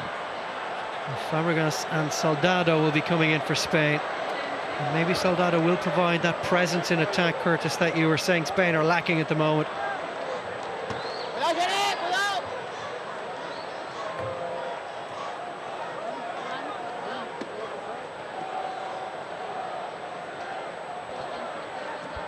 Xavi for Iniesta. Pedro. More pace in this attack. Jordi Alba. Back for Iniesta.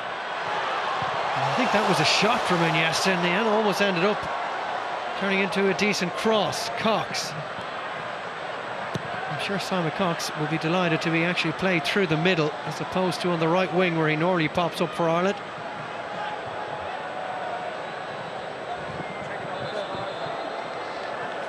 And a triple change. Iker Casillas coming in. For the first half against Haiti, second half here. International cap number 145.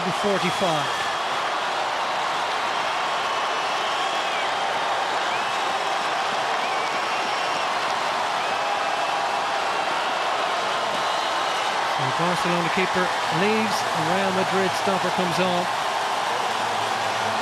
Standing ovations for all of these Spanish players. Not least their European Championship and World Cup winning captain.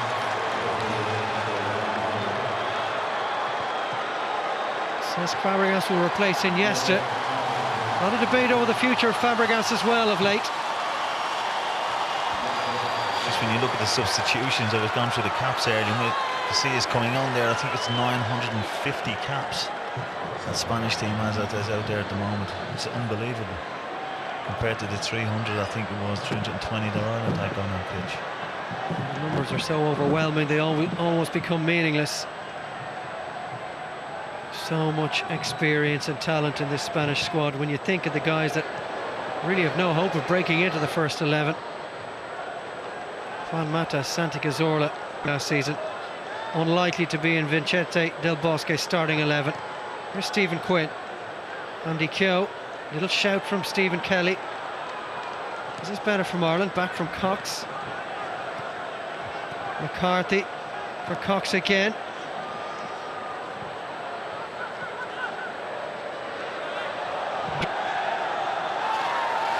hint of a high boot in there. McCarthy's taken a knock, and Busquets is sending him inside. Soldado waiting for it in the middle. Navas just delays the cross, and it was parried away carelessly really by David Ford.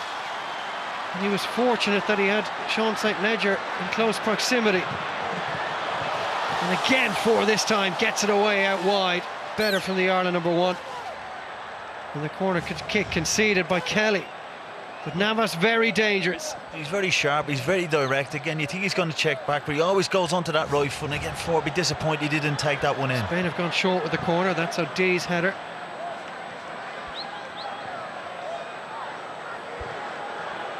Pedro. Away from Salmon. And Navas knew the ball was coming his way, just couldn't get his body position right and lost his balance.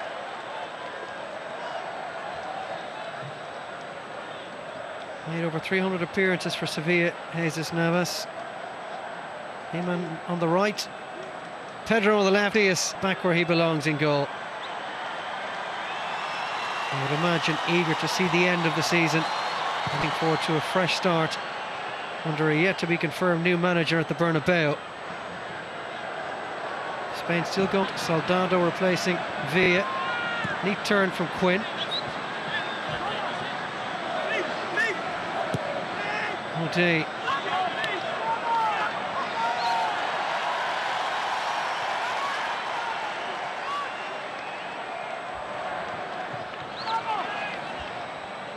Well, Soldado got 28 goals and was kept in the 23-man Confederations Cup squad after the manager Del Bosque was forced to trim players off. Xavi Alonso made it easy for him. He was injured, and Stephen Quinn has been penalised. With Spain not passing the ball as quickly, it's given Ireland a chance to get around them and get tight with them and don't let them get that rhythm going. Again, Stephen Quinn, good strength here, gets in. It's just a modern game now. You don't need too much of a touch now for players to go over, and the free kicks are given. Slightest of nudges in the back of Cesc Fabregas and he was gone. Here's Pedro. Fabregas for Busquets, and now Arbeloa and Navas.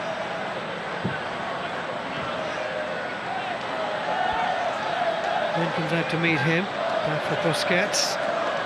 Away from McCarthy and Navas again. Kelly concedes the corner. Another tricky spell to be negotiated by the Republic of Ireland. And you see when he goes to Arbeloa there, Fabregas just gives him another attacking threat. He's arriving into the box with Soldado. You'll see him bomb on every chance he gets. Fabregas, bigger goal threat.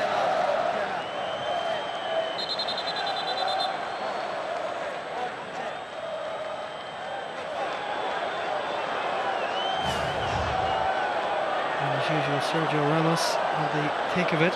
Brian Kerr losing his footing.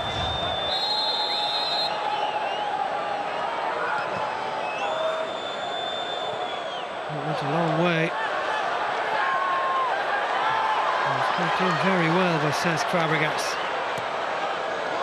There's the back post, away by O'Dea. And then Andy Keogh rather. Cox can't hold on to it. And Ireland just big peg back.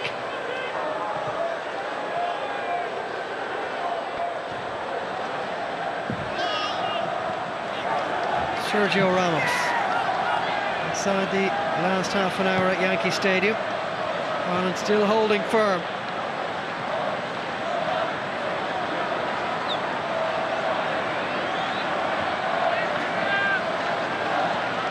Pedro for Fabregas.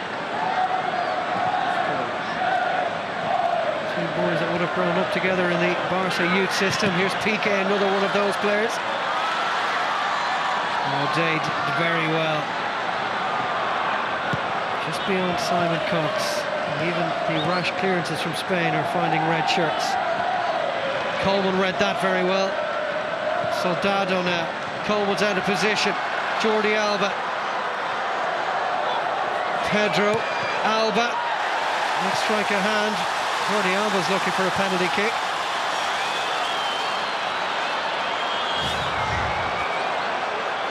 I don't think there's much Paul McShane can do here. It seemed to come off his thigh anyhow. Yeah, and then it seemed to hit his chest again. What are they going to call for this? The Spanish team. Again, good defending from McShane, just stopping that ball getting into the box. I'd imagine had that struck a Spanish thigh as well, there might have been one or two shouts from the Irish players. Soldado went over a little too easily this time. Sorry, Andy Keogh fits the deck and he wins a free kick. A little bit of respite for the Republic of Ireland defence, albeit even if it is 60 seconds or so. Well, that was a foul. Well, it looked a foul. I think Soldado made a lot of it here, and I think you can see the referee's just running to his left there, and I think maybe didn't see it, but Soldado made a lot of it. But again, Keogh doesn't force the ball, tries to take the man on and gets a free kick. Good play from him. OD goes long towards Keogh. Good flick on from Andy Keogh.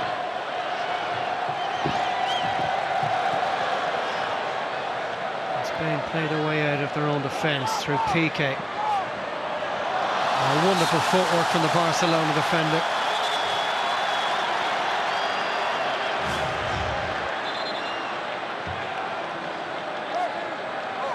You always think, what does Alex Ferguson think after sending him back to, letting him go back to Barcelona after being at Man United and not being able to break in?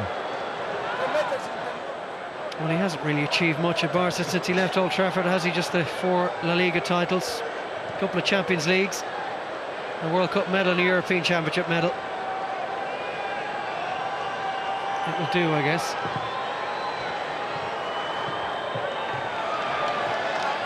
It's not bad, he's still got a few years left in him as well. Well, he's still just 26 years of age, only played for United 23 times. Did win a Champions League medal in 2008, albeit as an unused substitute.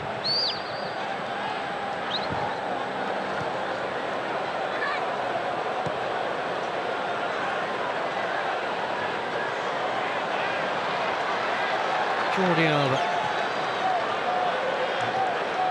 We'll never know. The longer Ireland can hold firm, just maybe, there might be a sliver of a chance later in the game for what would be a very famous victory. It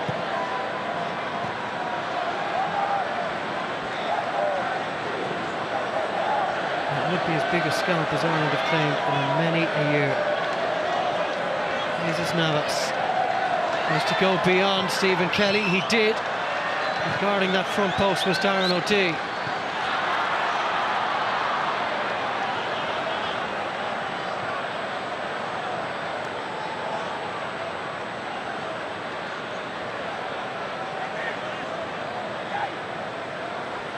You'd like to see Ireland just try and keep the ball a little bit better. Every time the defending's great, they're getting bodies there, but just that first pass out pressure, as we said earlier in the game, if they can get it to a black shirt, to an Irish shirt, and get them to hold the ball up and get the team up the pitch, the respite is invaluable.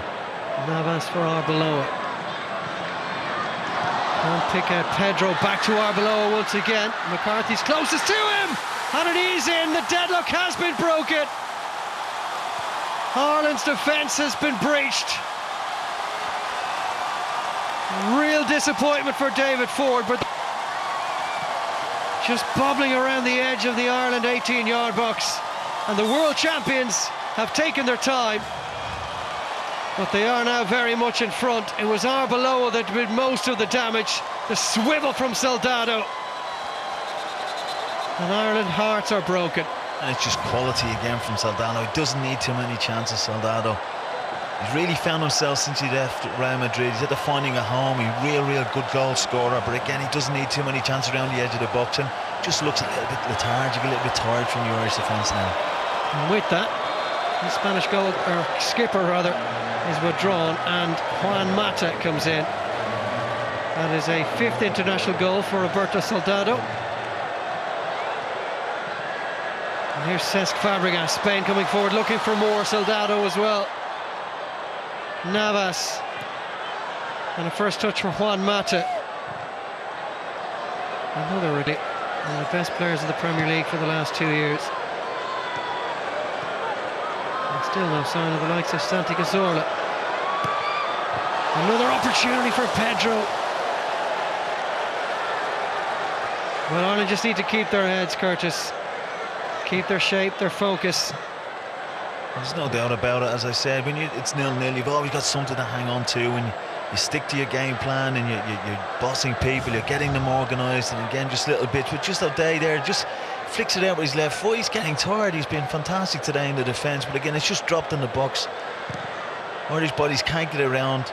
Arbeloa again rides his luck here a little bit. He's not a touch player, but it just drops, and Soldado straight on it, hits it straight away, and for once St. Ledger can't get his body in the way. We talked about Soldado's club record at Valencia. He's played 101 times in La Liga and he's scored 60 goals.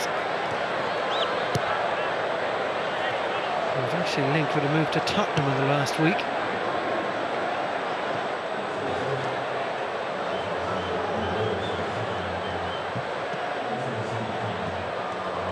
And Spain will keep the ball even more so now that they've finally moved into the lead.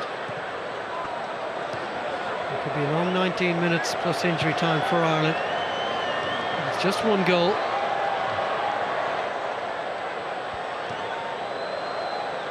Spain finalising their preparations for their visit to Brazil and their game with Uruguay at the weekend.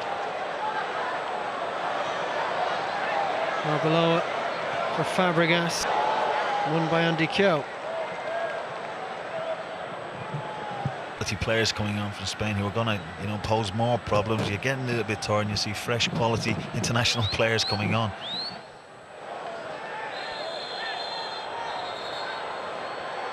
A late tackle from Simon Cox. I think will be see him the recipient of the second yellow card of the game. The first was for Pedro in the first half.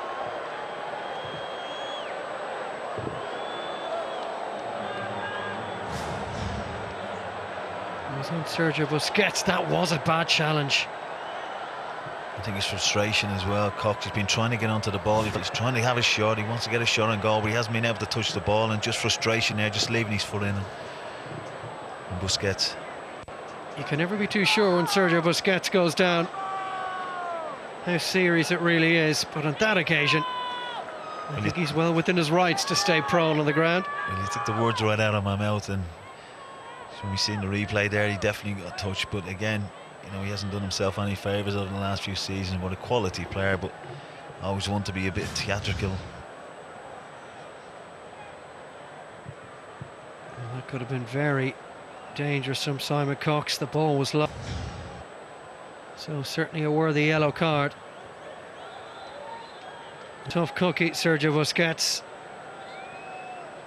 James McLean maybe brought on to give the Spanish fullbacks one or two problems, and Darren Randolph as well.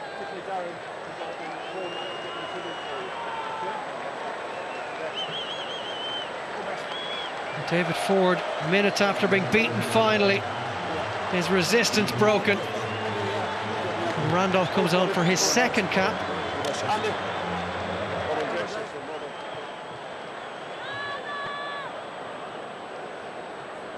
Darren Randolph actually eligible to play for the United States through his American father. His previous cap not in a competitive game. It was against Oman last September. And called into duty almost immediately.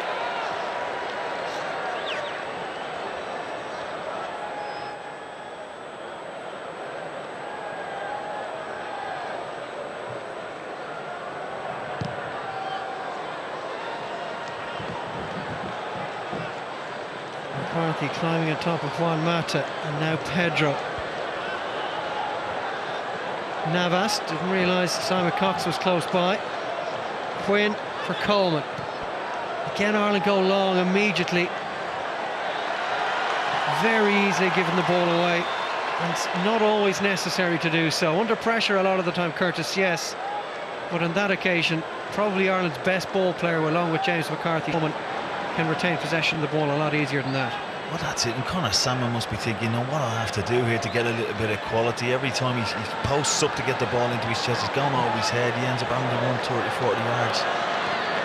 Instead of battling with Ramos and Piqué, they're not really giving him a chance. James McLean beat one Spaniard, brought down by the second. I think when you look at the team now, we have some good footballers in the team. I think, just that belief.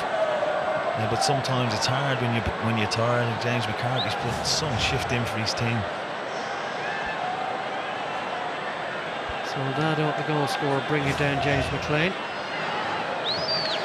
Salmon. Back for McLean. There was only Simon Cox to aim at. Spain with a man on the ground.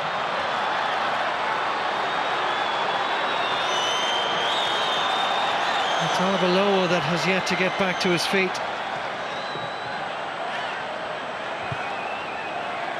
Again, I think he's another one that it doesn't take much for him to fall on the ground. He'll be up running around now and again in a minute. He's tried to get the game stopped. He's out of position. He's gone up for it. I don't think there's too much in it. But again, I think it's a good run from Salmon. Sets up McLean, and really, you want someone else set McLean up, and Salmon being in the centre of the box. Jordi Alba does well to avoid conceding a corner kick.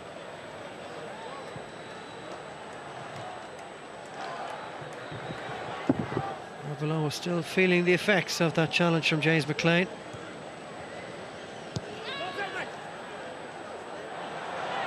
They've won it back though, deep inside the Spanish half. Quinn went down a little too easily. Soldado for Fabregas, and Spain looking to counter-attack. Through the fit again, Alvaro Arbeloa. The flick from Soldado, a little too casual. Coleman and McCarthy combining. Seamus Coleman looks a little jittery in there.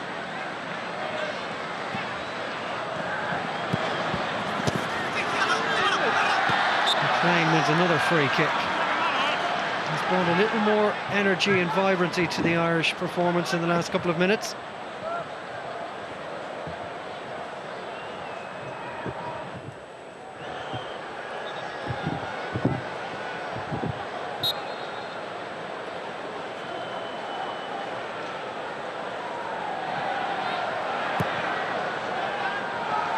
Salmon looks likely to last the 90 minutes. McLean, very busy play from him, looking for an early delivery.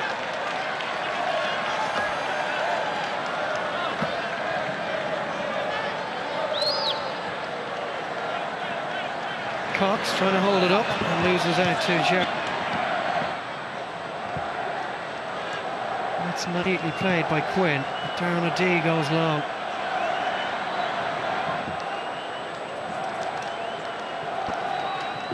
It is frustrating to watch at times, Curtis. This is an international friendly, end of season. And regardless of maybe what the instructions are coming from the bench, you would like to see the Irish players just try one or two things and have a little more belief in themselves when they've got the ball. A mistake here won't cost anybody anything. Well, I think on his day, you know, O'Dea's got a cultured left foot. He's been defending so well, but it's just a couple of times he's had that chance to play the ball out, to take the pressure off. Don't keep possession, don't give the ball away, and just haven't been good enough for it tonight. There's a little bit of afters there between McLean and Fabregas. It's certainly a misplaced pass with good intentions, leading to a second Spanish goal. Wouldn't upset too many people. Soldado has been covered off by McShane. Aaron Randolph came sliding out at his feet. It was a defence-splitting pass from Juan Mata. It's absolute fantastic ball from Mata. One touch, gets the head up and slides it. What a perfect weight. And again, Soldado, the form has been on. We'd expect him to dink it over Randolph there, but again, Randolph makes himself big, gets out to the ball very quickly. I think Randolph got a touch on that with his left knee, so we'll go down as a good save. Santi Cazorla coming on for Pedro.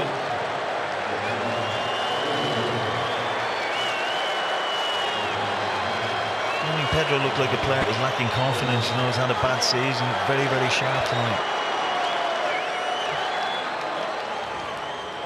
Cazorla got the opening goal against Haiti on Saturday night. Played in every Premier League game, all 38 games for Arsenal last season. 12 goals as well.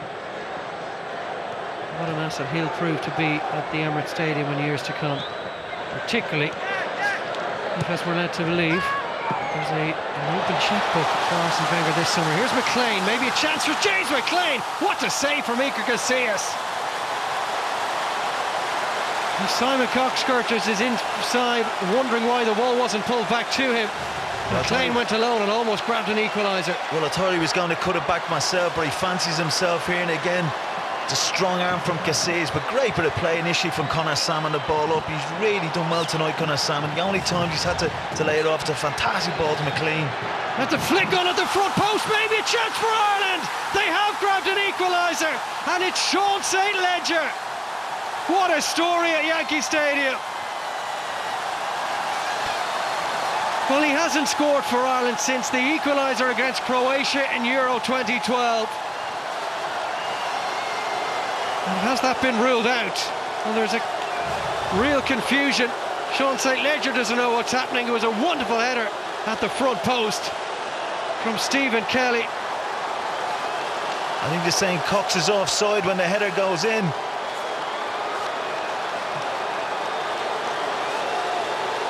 Initially I didn't see that, but looking at the replays it looked that maybe Cox was stood in the 6-yard box. The ball came but a crossbar and hit him on the knee. Very disappointing. That is devastating for Ireland, and the green-shirted fans at Yankee Stadium are disgusted, and I think a lot of the home fans as well. Some of the New Yorkers who've made the visit tonight.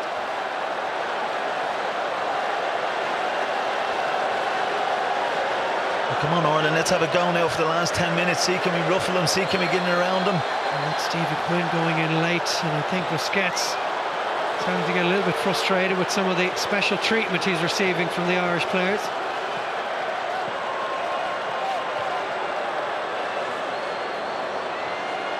And the story was written merely for a few seconds.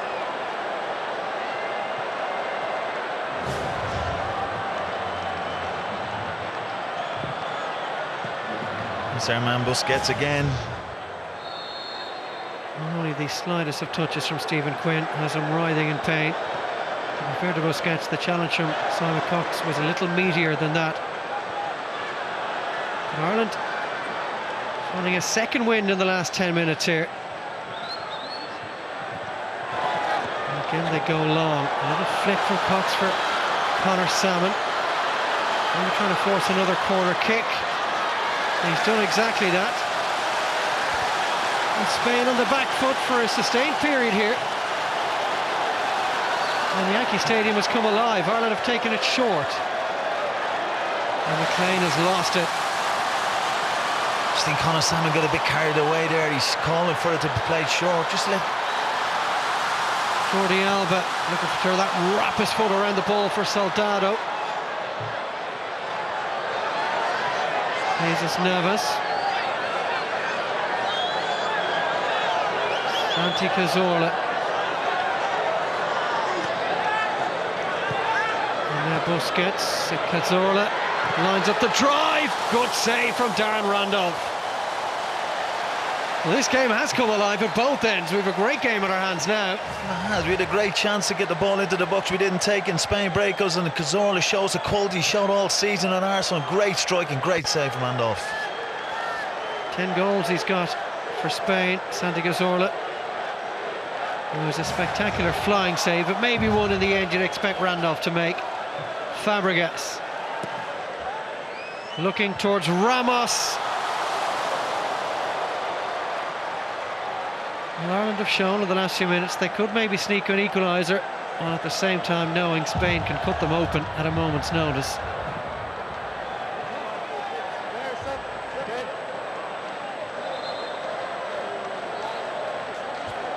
Trapattoni and Tardelli still smarting from that goal ruled out. Well, there is Cox in an offside position. It was Kelly with the flick on. Another great save from Casillas. Well, there was a touch from Cox, and I think the right decision was made. I think the right decision was. I think it happened that quickly that we didn't see where Cox was. But as you said, great save from Casillas. He made his own look there, Casillas. Well, the lead up to the corner was a wonderful reflex save with the right hand from Iker Casillas from James McLean. It was his left hand that kept the header from Stephen Kelly out. And here come Ireland again. Maybe Trapattoni won't have much cause for complaint if he sees a replay. Seamus Coleman. Did that take a touch off a Spanish defender? It did. Ireland certainly not giving up on this game.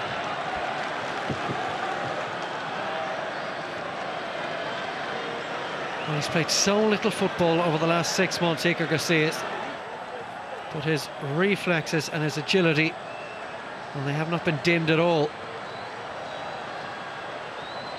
In by McLean. A lot of air on that one. McShane was up. Not done by Navas. Well, playing the game in the right areas now.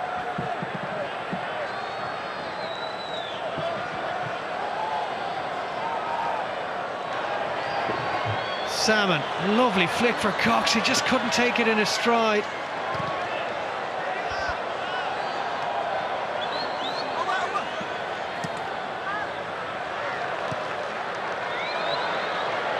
Has had detractors for some time, and maybe they're justified when he's merely used as nothing more than a target man. But there's more to his game than maybe meets the eye. I think Giovanni Trapattoni's been, got some stick sometimes about the way he's managed people, but all the quotes from this week have been, saying how good Salmon is, why is he not playing in the Premier League, and Salmon is growing with that. He finds and he feels like he's part of this squad and he should be in this team, and he showed it tonight. Maybe there is a feeling that he's not being done any favours by his manager, being utilised just for those low balls. Ireland have 3 minutes to find what would be a famous equaliser that we thought we had for about 3 or 4 seconds.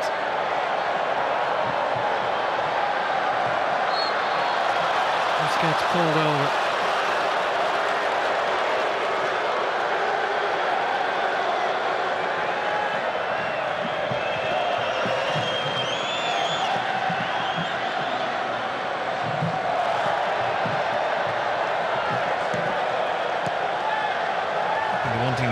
Question is the work rate and the passion that the Irish team has showed, a lot of the time not having the ball but working, keeping to the shape, getting the body there, getting the foot in when they can. It's okay from Mata. Cazorla for Mata. Chelsea and Arsenal combining, maybe Mata again. That is a wonderful goal, beautifully constructed, excellent finish, and Spain are lethal.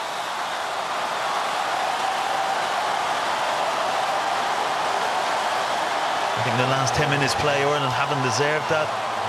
Again, you can't stop the quality sometimes. 2 substitutes linking up there, 2 of the quality players from the Premier League. Great touch, first touch from Mata again, and again shows his quality, just dinks it. And again, Randolph can't get his left hand low enough there to block the shot. Great finish from Mata, great bit of quality play from 2 quality players. Well, Darren O'Day Curtis considered coming across to track the run of Mata, just hesitated, and that meant he arrived a split second too late. A 7th international goal for Juan Mata on his 25th international appearance.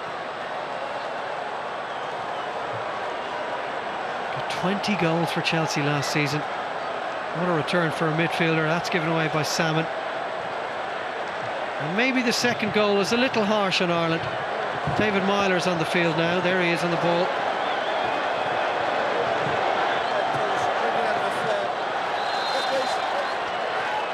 The 2 players he couldn't get into the team in Juan Mata and Santi Cazorla, tearing Ireland apart. There's no doubt the quality that they have, and you see O'Day couldn't get across there, but he's really put a shift in. He's been asked a lot of questions. He's been last-ditch tackles, heading the ball. It's been very, very difficult for him. You see Damien Delaney coming on after getting promoted to the Premier League with Crystal Palace, getting another cap tonight against Spain. Oh, what a year it's been for Damien Delaney. Started the season without a club after being released by Ipswich. There was that blood clot in his leg midway through the season. And he finishes with promotion to the Premier League, winning that game at Wembley against Watford.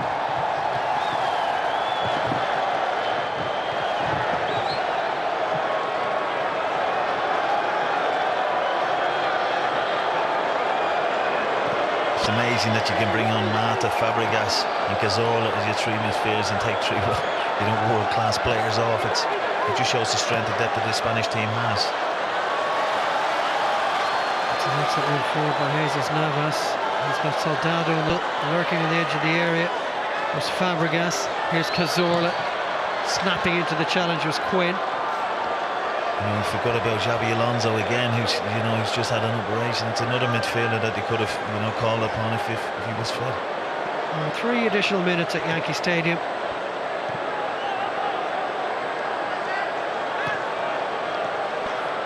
Navas waits for the overlap from Arbeloa, and Soldado never got over it.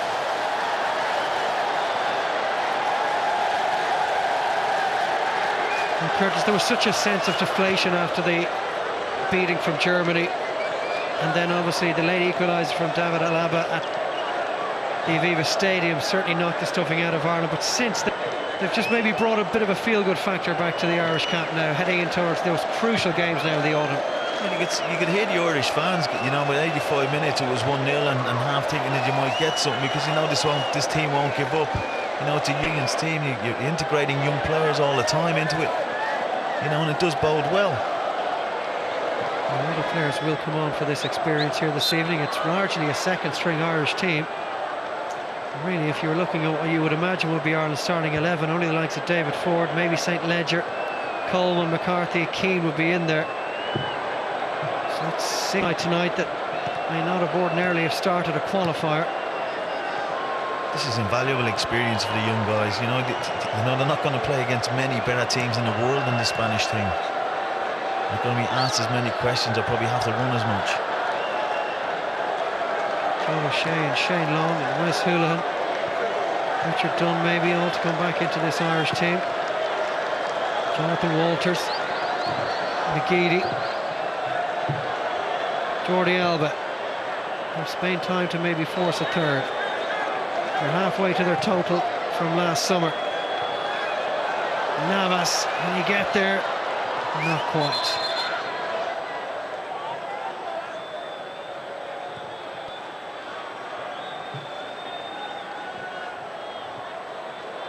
And Premier League fans,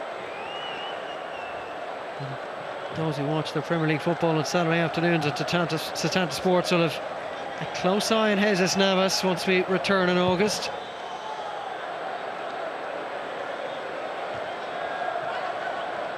Through the legs of David Myler. Maybe returning to the Premier League with Hull, of course. Cazorla. Another good piece of play from Juan Mata.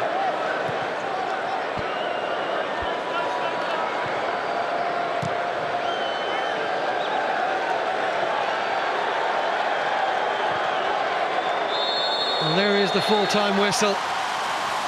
A disappointing night in the end for the Republic of Ireland, who held out firmly until the intervention of Roberto Soldado, and then the late second goal from Juan Mata. In between there was a glimmer of hope from Sean St. Ledger, chalked off for a flag up against Simon Cox. But the two veteran managers embrace, and there will be some serious positives to be taken from not just tonight, but this international window as a whole for the Republic of Ireland, ahead of those games with Sweden, Austria and Germany in the autumn. A chance to play alongside Spain maybe in Brazil next season, next summer. Still a possibility. And for the likes of Quinn and Damon Delaney, a night to remember in the Bronx. The gloves of Iker Casillas have been passed around. No sign of Torres tonight. Robbie Keane played 57 minutes or so. But all in all, the world champions just about stamped their class on the game. Class oozing from Bripor. Juan Mata's second goal expertly taken. And a 2-0 at the end for Spain. And that's how it's finished in New York. Spain 2, the Republic of Ireland 0. And that makes it one defeat in 27 games. We'll get to Ireland in a moment, Brian, but from Spain's point of view and Del Bosque, those selection problems just keep getting more difficult, don't they? Tonight it's the two substitutes, or two of the four he might have chosen. Yeah, well, look, won it for them. He has such a depth of talent, it's almost incredible, but they still have difficulty scoring goals, Paul, and despite all the possession they had, it was tight enough tonight, and Soldado certainly made a difference. He has that little bit more of a basic direct direct approach about him, and perhaps that's what decided it ultimately. Yeah, he scored his 26 goals for Valencia this season. He's more of a physical presence than Villa, but it just broke to him here. It looked like McCarthy had a chance of getting it. Poor clearance by O'D, but Arbeloa's touch wasn't brilliant, but and not brilliant news either, Brian, for Fernando Torres, who was brought back into this squad, but now he finds Soldado gets on before him and scores a real centre-forward's goal. Yeah, it was an instinctive goal. But look, there's always chances if you're playing in that centre-forward position for Spain. I think Soldado is probably a little bit higher up the ranking than he was maybe 2 years ago. He still, he had very little time at the European Championships last year, so maybe Torres' form this year has made Del Bosque think that there's an option, that Villa is a better option, but Soldado's given him a chance of starting in some of the Confederation Cup games. Apart from holding on, Ireland did little until that flurry with about 10 minutes to go. If a goal had... In the game a little bit clean, more direct when he came on, and looked like he was energetic, and one of the reasons why we all wanted him to go to the finals last year. This looked like a harsh decision on the first look, but when you see the second look, there's Cox standing in front of the keeper, and he actually touches the ball when it comes back here and sets her up for St. Ledger to finish it off. So it's a proper decision by the linesman. If Cox hadn't have touched it, maybe St. Ledger could have scored, and then Cox, there should have been no flag to the letter of the law, but we didn't see one Spanish defender put an arm in the air. Even I know it's a tight situation there. They didn't know either, Brian. Yeah, but that's not their job. Okay. The linesman's job is to see it, and he saw it. I don't know whether the referee would have known. There was a fair few players there around it. But once again, and we did say before the match, Spain do give you the odd opportunity. Salmon had the great chance in the first half, and that was a set piece and a goal which was disallowed, rightly so, as it turns out. Was a fair reflection of the game as a whole? I would have thought so overall in possession. I mean, we were fortunate to be a half-time to be level despite Salmon's miss, but this full play here and just the link-up play with Navas. And, as Curtis said, substitutes come on for you. Mata comes on. Look at the precision of the pass, precision of the run, and a little bit fortunate there as the challenge came in. It actually went in off Randolph's back, I think, in the end, just maybe the bottom of his glove. But the finish in a tight situation, and the difference between the quality they have and Salmon's miss earlier in the match, even if it was from a tighter angle. Last word then, Brian, on Ireland as we close down for the season. I know all the players who played for us were very game in this match, but so few of them are actually to be considered first-choice players. Well, I reckon forward is in now. St. Ledger is probably in if one doesn't get his fitness. James McCarthy and Robbie Keane. So those four are probably in the manager's starting 11 for the Swedish game at home. And that has been the benefit of the matches, that the manager has been able to have a good look at the players in fairly competitive games. Georgia and Faroes weren't particularly competitive, although there was points at stake against the Faroes. But there have definitely been pluses for him in the performances of Coleman, McCarthy and forward in particular. Brian, thanks for your company as ever on the show, and to everybody watching on Setanta Sports, thank you for your company long into the night. Spain gave us plenty to enthuse about yet again, and class told yet again.